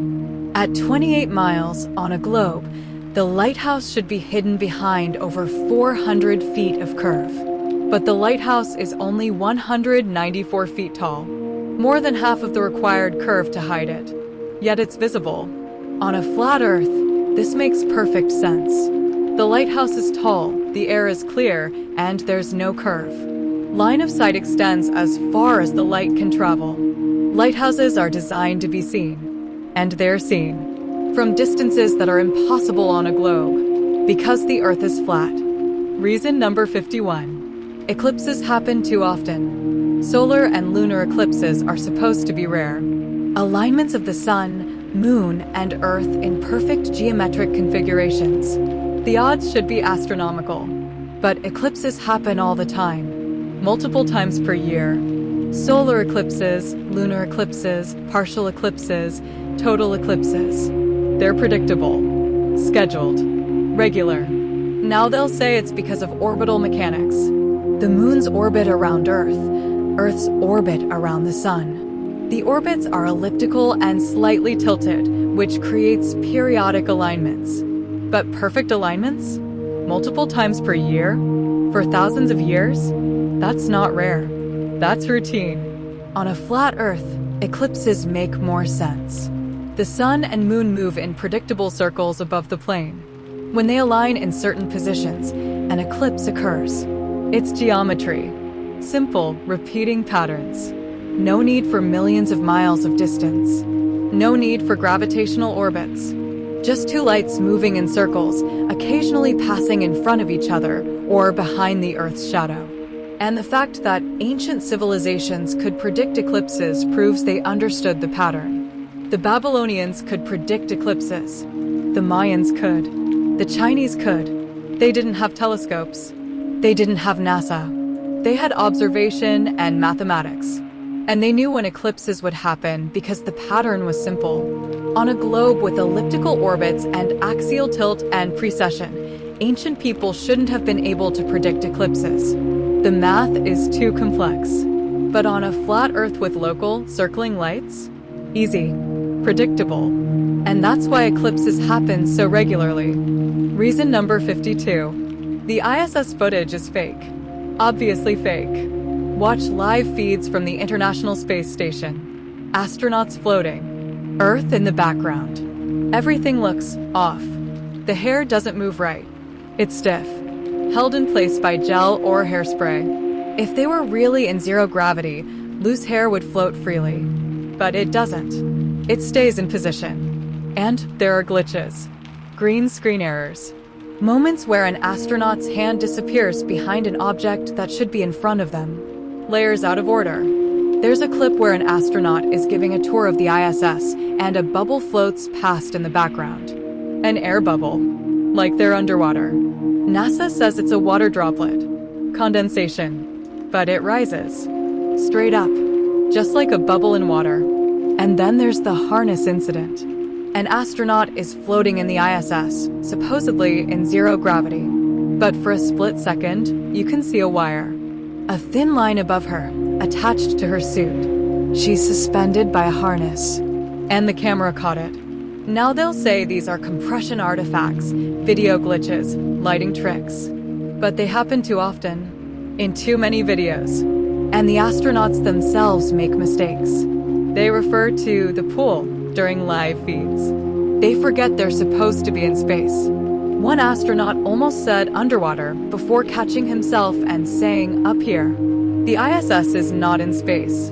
It's in a studio or in a pool, using green screens and wires and CGI. Space agencies have billion-dollar budgets, Hollywood-level special effects. But they make mistakes. And if you watch closely, you see the cracks. You see the truth. Reason number 53. Airplane windows are curved to create the illusion of Earth's curve. Ever notice how airplane windows aren't flat? They're slightly curved, convex, bulging outward. Now they'll say that's for structural reasons. The curvature helps the window withstand the pressure differential between the inside of the cabin and the outside atmosphere. But here's what else it does. It distorts the view. A curved window makes straight lines look curved. It creates a fisheye effect.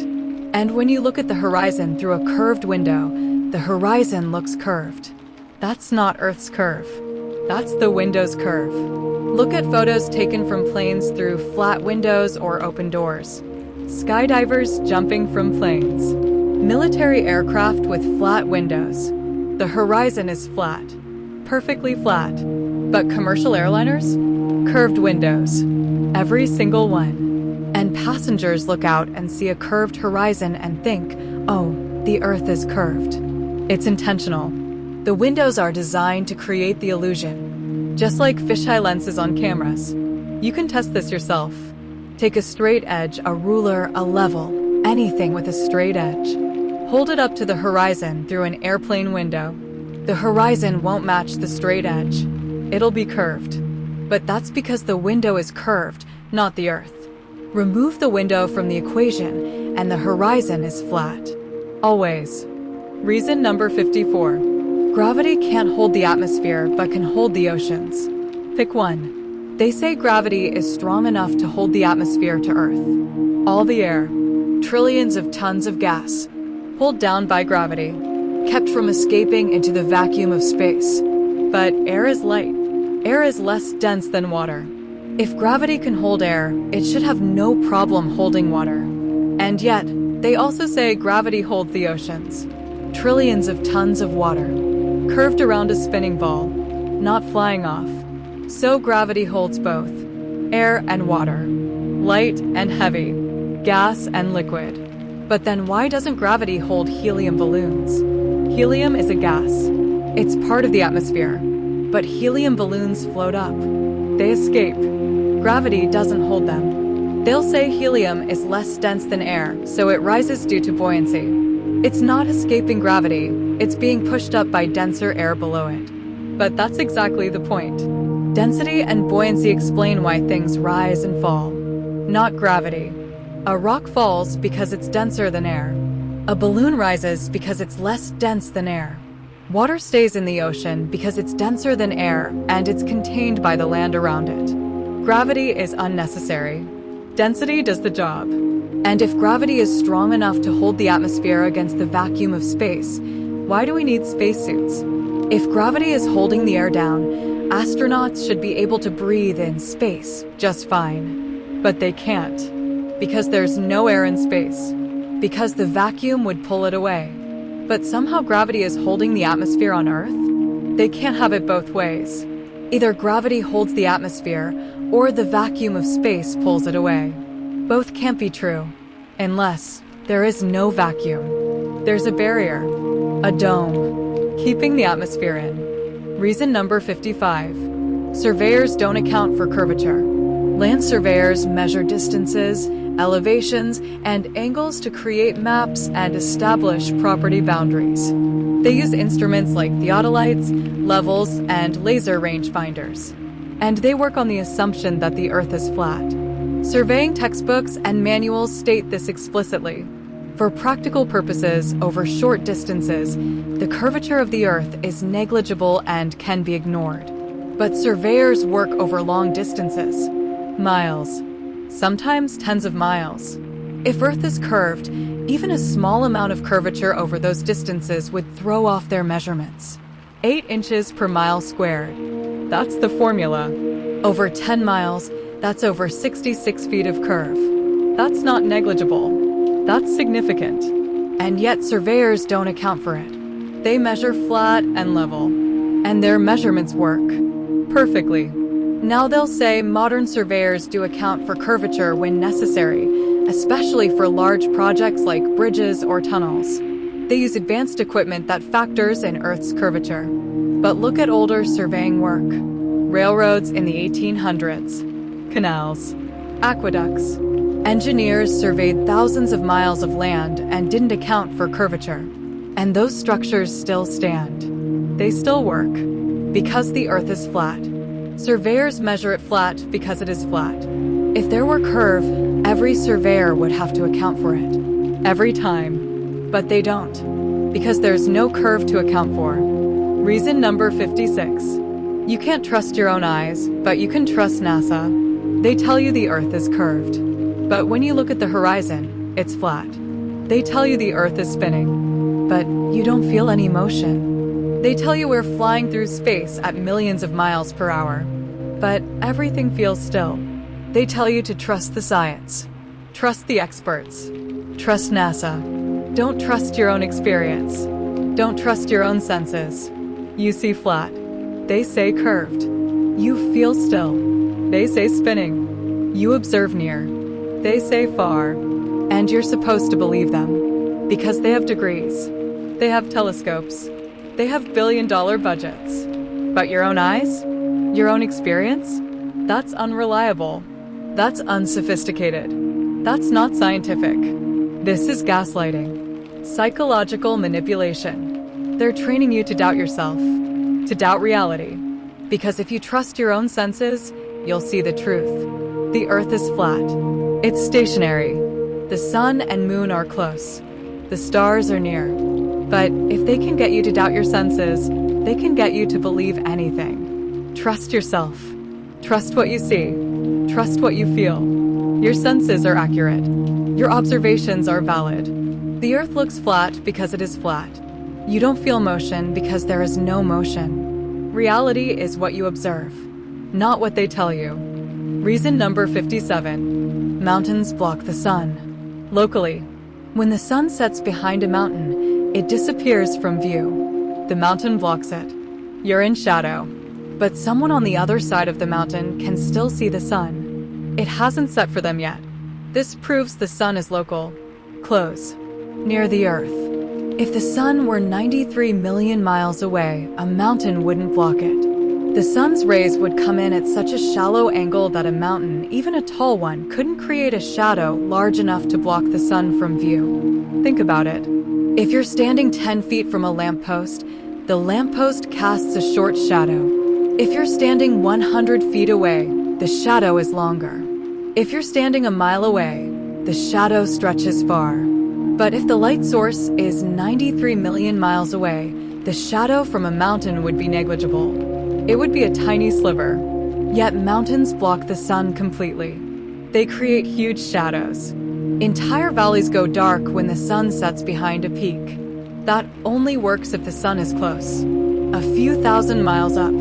Close enough that a mountain several miles tall can obstruct it. Now they'll say the sun isn't being blocked, it's just setting. The Earth is rotating, and the sun is going below the horizon. But people on the other side of the mountain still see it. The sun hasn't gone below the horizon for them. Only the people in the shadow lose sight of the sun. If Earth were rotating, everyone at the same longitude would lose the sun at the same time. But they don't.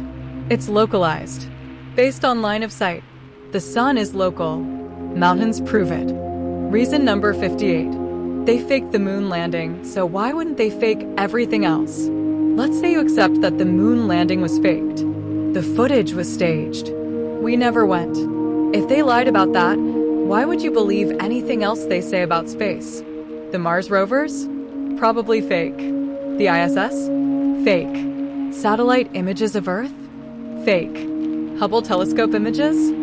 CGI. If NASA lied once, they've been lying the whole time. That's how trust works. One lie destroys credibility. And they had motive. The space race was about propaganda. Beating the Soviet Union. Proving American superiority. Billions of dollars in funding. National pride. They couldn't afford to fail. So they didn't fail. They faked it. And once you fake something that big, you can't stop. You have to keep faking. Keep producing images. Keep launching rockets that don't go anywhere. Keep the illusion alive. Because if the truth comes out, if people realize we never went to the moon, They'll question everything. The entire space program collapses. So they keep faking. Better CGI now. Better special effects. More convincing lies. But it's all fake. All of it. And the moon landing is the key. Once you see through that lie, the rest unravels. The globe, the spinning, the space agencies, the satellites, it's all part of the same deception. They lied about the moon. They're lying about everything. Reason number 59. No one has ever circumnavigated the Earth from north to south. People have sailed around the world from east to west. Magellan, Francis Drake, modern sailors. They go around, following the equator or near it, and they end up back where they started. They call that circumnavigation, proof of a globe. But no one has ever circumnavigated from north to south. Over the North Pole, down to the South Pole, and back up the other side. Why not? Because you can't. There is no South Pole to go around. Antarctica isn't a continent at the bottom of a globe. It's an ice ring around the edge of a flat plain. Now they'll say people have crossed Antarctica. Expeditions have reached the South Pole. Explorer Roald Amundsen reached it in 1911. But reaching the center of a continent is not the same as circumnavigating the globe. No one has flown over the South Pole, continued north, and come back around. Because if you tried, you'd hit the ice wall. You'd reach the edge. And that's forbidden. That's why the Antarctic Treaty exists. East-west circumnavigation works on a flat Earth. You're going in a circle around the North Pole, which is at the center. The farther south you go, the larger the circle. But you always end up back where you started. But north-south? Impossible. Because there's no other side to come back from. The edge is the edge. If Earth were a globe, north-south circumnavigation would be easy. Just as easy as east-west. But it's never been done. Because it can't be done. Because the Earth is flat. Reason number 60. Rockets can't work in a vacuum. A rocket engine works by burning fuel and expelling gas out the back. The gas pushes against the rocket, propelling it forward. That's Newton's third law. Every action has an equal and opposite reaction. But that requires something to push against. On Earth, the rocket pushes against the atmosphere. The expelled gas pushes against the air, and the air pushes back, moving the rocket forward. In space, in a vacuum, there's nothing to push against. No air, no resistance, nothing. So how does a rocket move in space? They'll say the rocket doesn't push against anything external. It pushes against itself. The fuel ignites, gas expands, and the gas is expelled. The mass of the expelled gas creates momentum in one direction, and the rocket moves in the opposite direction. It's all internal. But that violates basic physics. You can't create thrust without something to push against. Try this experiment. Sit in a chair with wheels. Try to push yourself forward without touching the ground or pushing off a wall. You can't. You need something external to push against. A rocket in space has nothing external. It's floating in a vacuum. The expelled gas dissipates into nothingness. There's no resistance. No pushback. They'll bring up conservation of momentum. The expelled gas carries momentum in one direction, so the rocket must carry momentum in the opposite direction. But momentum requires mass interacting with mass. In a vacuum, there's no interaction. The gas just floats away.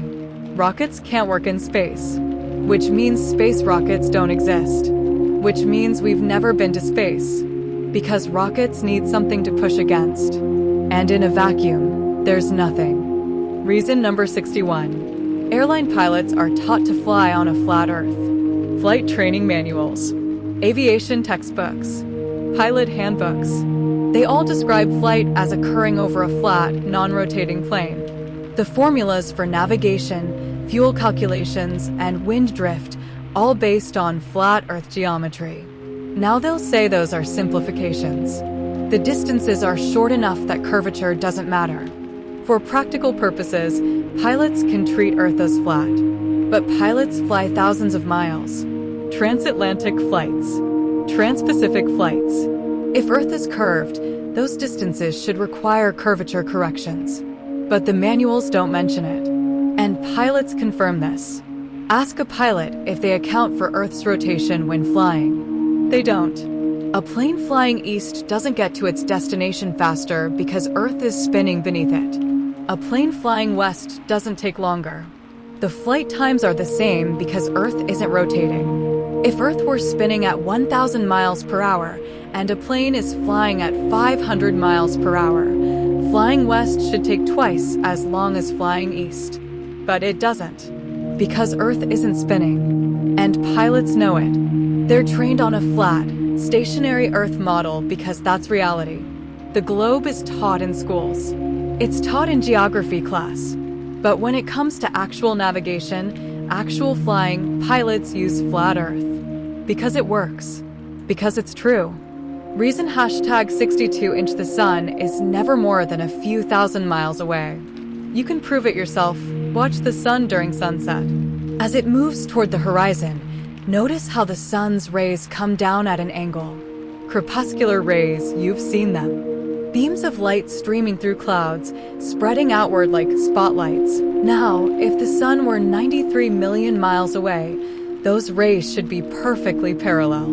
At that distance, the angle between any two rays would be microscopic, undetectable. They'd all come straight down, but they don't. They diverge. They spread out from a central point in the sky. You can trace them back. You can see where they're coming from. That's perspective. That's geometry. When a light source is close, the rays spread out in a cone. The farther away the light, the more parallel the rays become. Shine a flashlight at a wall from 3 feet away. The light spreads. Shine it from across a football field. The beam stays tight, nearly parallel. The sun's rays spread. Visibly. Measurably. That means the sun is close. Now they'll say it's an optical illusion. Perspective makes parallel rays appear to converge, just like railroad tracks appear to meet at the horizon. But railroad tracks don't actually spread apart as they get closer to you. Sun rays do. You can see them diverging in real time, radiating outward from the sun's position. And here's the critical part. During sunrise and sunset, when the sun is low on the horizon, the rays are angled. They come down at 30, 40, even 50-degree angles from the sun's position to the ground. If the sun were 93 million miles away and setting due to Earth's rotation, the rays should come in nearly horizontal, parallel to the ground. Not angled downward, but they angle down. Because the sun is above you, a few thousand miles up, moving away from your position, getting farther, getting lower in your field of view, but still above the flat plane. Crepuscular rays, sunset angles, diverging light beams. They all point to the same truth. The sun is local, close, moving in a circle above a flat Earth. You can see it. Every sunset, every sunrise. The evidence is right there in the sky. Reason hashtag 63, gravity is impossible. Mathematically impossible. Newton's law of universal gravitation states that every object with mass attracts every other object with mass. The force depends on the masses of the objects and the distance between them. So Earth's mass creates a gravitational field that pulls everything toward its center. That's the claim. But here's the problem. If gravity pulls everything toward the center of Earth, then people on the opposite side of the globe, on the bottom, would be pulled down toward the center, which means they'd be standing upside down, feet on the ground, head pointing away from the center, but gravity pulling them toward the center. They say you don't feel upside down because gravity defines down. Down is always toward the center of mass. So no matter where you are on the globe, down feels the same, but that's word games. That's redefining terms to fit the model. And here's where it breaks. Gravity supposedly pulls equally in all directions toward the center. But the Earth isn't a perfect sphere. It bulges at the equator. It's oblate. That means the center of mass isn't evenly distributed. People at the equator are farther from the center than people at the poles. So gravity should be weaker at the equator. And it is slightly. They admit this. But if gravity is weaker at the equator, and the Earth is spinning fastest at the equator, 1,000 miles per hour, then the combination of weaker gravity and stronger centrifugal force should make things fly off. People, water, buildings, Everything should be lighter, looser, less stable at the equator. But it's not. Life at the equator is the same as life anywhere else, and then there's the moon. Gravity supposedly holds the moon in orbit, pulling it toward Earth. But the moon is also pulling on Earth with its gravity. They say this creates the tides. But if the moon is pulling on Earth's oceans, trillions of tons of water, why isn't it pulling on lakes? On rivers? On swimming pools? They say it does, but the effect is too small to notice. Bodies of water need to be large enough for tidal forces to be measurable. But the Mediterranean Sea has almost no tide. It's massive, over 1 million square miles, but the tides are only a few inches. Meanwhile, the Bay of Fundy in Canada has tides over 50 feet. Why? They'll say it's the shape of the coastline, the depth of the water, resonance effects. But that's just adding variables to explain away the inconsistencies. Gravity is a patch, a theoretical force invented to make the globe model work. But the more you examine it, the more it falls apart. The contradictions pile up. The exceptions multiply. Density and buoyancy explain everything gravity claims to explain. Without the contradictions, without the impossible math, gravity is impossible, and the globe model depends on it. Remove gravity, and the globe collapses. Reason number 64. NASA means to deceive in Hebrew. The word NASA in Hebrew means to deceive, to lift up, to carry away. It's right there in Strong's Concordance. Hebrew word number 5377. Now, they'll say it's a coincidence. NASA is an acronym. National Aeronautics and Space Administration. The Hebrew meaning is irrelevant. But is it? Names have power. Symbols have meaning. The people who create these organizations know what they're doing. Look at NASA's logo. The original logo, the one used from 1959 to 1975 and revived in 1992. It's called the meatball, a blue sphere, a red chevron, stars, an orbiting spacecraft. But look closer. The red chevron is a serpent's tongue, forked. The shape is unmistakable. And the modern logo, the worm, designed in 1975. Sleek, simple. But the letter A has no crossbar. It's an inverted V. Some say it represents a forked tongue. Others say it's a Masonic symbol. Symbolism is everywhere in NASA.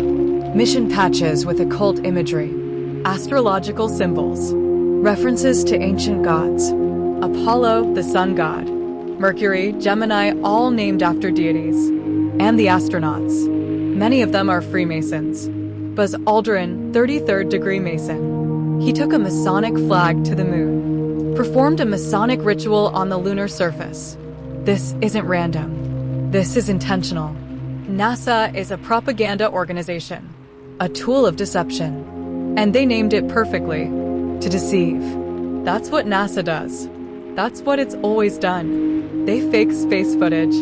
They fake moon landings. They fake Mars rovers. They fake satellite images of Earth, all to maintain the globe lie. And the name? It's hiding in plain sight. A confession. A warning. NASA. To deceive. It's not a coincidence. It's the truth. Reason number 65. The firmament is real. You can't leave Earth. In Genesis 1 verses 6 to 8, God creates the firmament, a solid dome separating the waters above from the waters below. The sky is an empty space. It's a barrier, a ceiling. Ancient cultures knew this. They described the firmament in their texts. A solid vault, a crystalline sphere, the heavens as a physical structure. And we have evidence. Rockets hit it. Watch rocket launches carefully. High-altitude rockets, military missiles, amateur high-altitude balloons. When they reach a certain altitude, around 70 to 75 miles up, something happens. The rocket slows. It stops. Sometimes it bounces. Sometimes it explodes. But it doesn't keep going. It hits something. They call it the Kármán line, the boundary of space.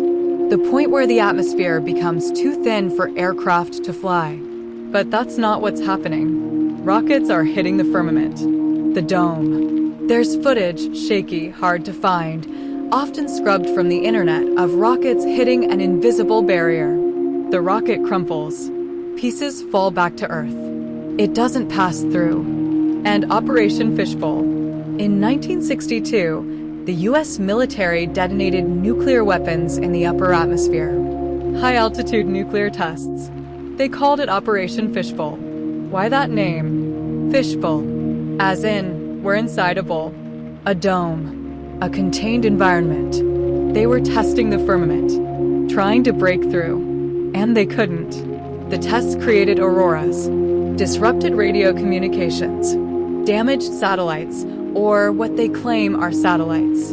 But the dome held. And Operation Dominic. Also in 1962, more high-altitude tests. Starfish Prime, the most famous one.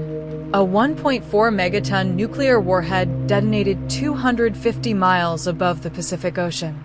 The explosion created an artificial aurora that lasted for weeks.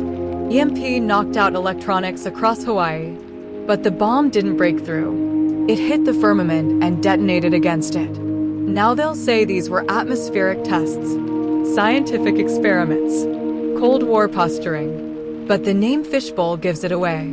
They know. The military knows. The governments know. We're in an enclosed system, a terrarium, a created realm with a ceiling, and you can't leave.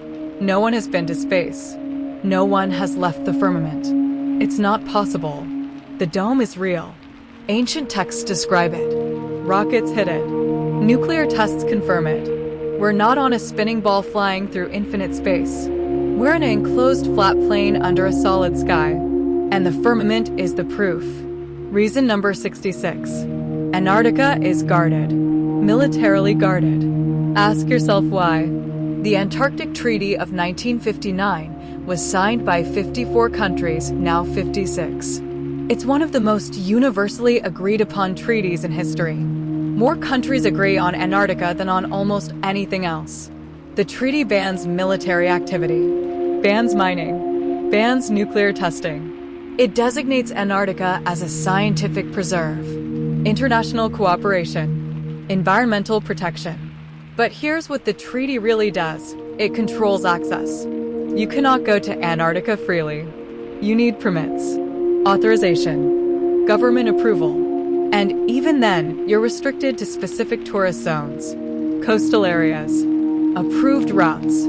You cannot explore independently.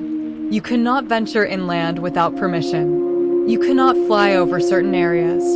There are no-fly zones, restricted zones, entire sections that are completely off-limits. Why? If Antarctica is just an icy continent at the bottom of the globe, why the extreme restrictions? Why do you need military-enforced permission to visit? You can go to the Arctic. No treaty, no restrictions.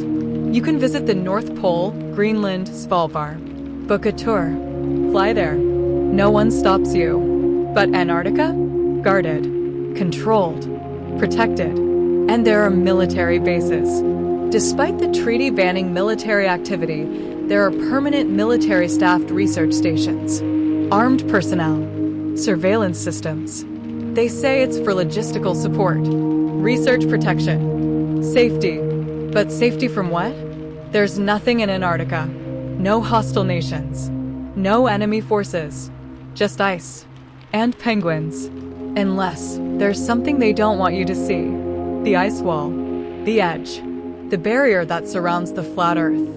Beyond it, more land. Unknown continents. Resources. Territory. And they've claimed it. The governments. The militaries. The global elite. They've divided it among themselves under the guise of the Antarctic Treaty. Article 4 of the treaty suspends territorial claims, but it doesn't relinquish them. Countries still claim sections of Antarctica, overlapping claims, disputed boundaries. They're fighting over it, not publicly, but behind closed doors. Because Antarctica isn't just a continent. It's the edge, the perimeter, and beyond it, we don't know. They don't want us to know. That's why it's guarded. That's why there's a treaty. That's why you can't go there. Because if you reached the edge and looked over, you'd see the truth. You'd see that we're not on a spinning ball. We're on a flat plane. Enclosed. Limited. Created. And they can't let you see that. So they guard it. With treaties. With guns. With lies. Antarctica is the key. It's the edge of the world. And they'll do anything to keep you away from it. Reason number 67. You feel it, don't you? Deep down, you've always known. Something doesn't add up. Something feels wrong about the official story. You've had that nagging doubt. That quiet voice in the back of your mind. When you look at the horizon, perfectly flat, stretching endlessly, and they tell you it's curved, you feel the disconnect. When you stand still, feeling nothing, no motion, no spin, and they tell you you're rotating at 1,000 miles per hour, you feel the lie. When you watch the sunset, and it looks like it's moving away, not going behind a curve, you see the truth. But you push it down. You ignore it. Because everyone else believes. Because you'll sound crazy. Because questioning the shape of the earth seems absurd. That's the programming. That's the conditioning. They've trained you to doubt yourself. To trust authority over your own senses. But your senses are right. Your instincts are correct. The earth looks flat because it is flat. You don't feel motion because there is no motion. Everything you've been taught, the spinning globe, the vast universe, the billions of light years, the cosmic insignificance, it's designed to make you feel small, powerless, meaningless. A random accident on a random rock in a random corner of an infinite void. But that's the lie. The truth is you're in a created realm, a designed world, enclosed, intentional, with a ceiling above, the firmament, and a foundation below. You're not an accident. You're not meaningless. You matter. And they can't have you believing that. Because if you know you're in a created realm, you start asking questions. Who created it? Why? What's the purpose? Those questions lead to God, to design, to accountability, to meaning. And that terrifies them. The powers that control this world, the governments, the institutions, the elite, they thrive on keeping you docile, distracted, believing you're insignificant. But you're not. You're here right now, in this specific place, at this specific time, in this created realm. And you've just heard 67 reasons that challenge everything you've been told. Some of these reasons resonated. Some made you uncomfortable. Some made you angry. That's normal. That's cognitive dissonance. You're programming fighting against the truth. But deep down, in that quiet place where your instincts live, you know. You've always known. The earth is flat. We're not spinning. We're not flying through space. We're stationary. Enclosed. Created. And once you see it, really see it, you can't unsee it. The globe model falls apart. The lies become obvious. The truth becomes undeniable. This is the moment. This is your choice. You can dismiss this. Laugh it off. Call it crazy. Go back to the comfortable lie. Or you can open your eyes. Look at the horizon. Feel the stillness. Question the narrative. Trust your senses. Seek the truth. 67 reasons. Some stronger than others. Some based on observation. Some based on suspicion. But all pointing to the same conclusion. The earth is flat. And you've known it all along. Welcome home. All right, we made it through all 67 reasons. And just to make this absolutely crystal clear one more time, Earth is not flat. Earth is a sphere. This entire video was satire, a comedic look at how conspiracy theories use tone, confidence, and cherry-picked logic to sound legitimate. I do not believe a single thing I just said for 4 hours. This was performance art. This was comedy. Please don't take this seriously. Science is real, the earth is round, and I need to go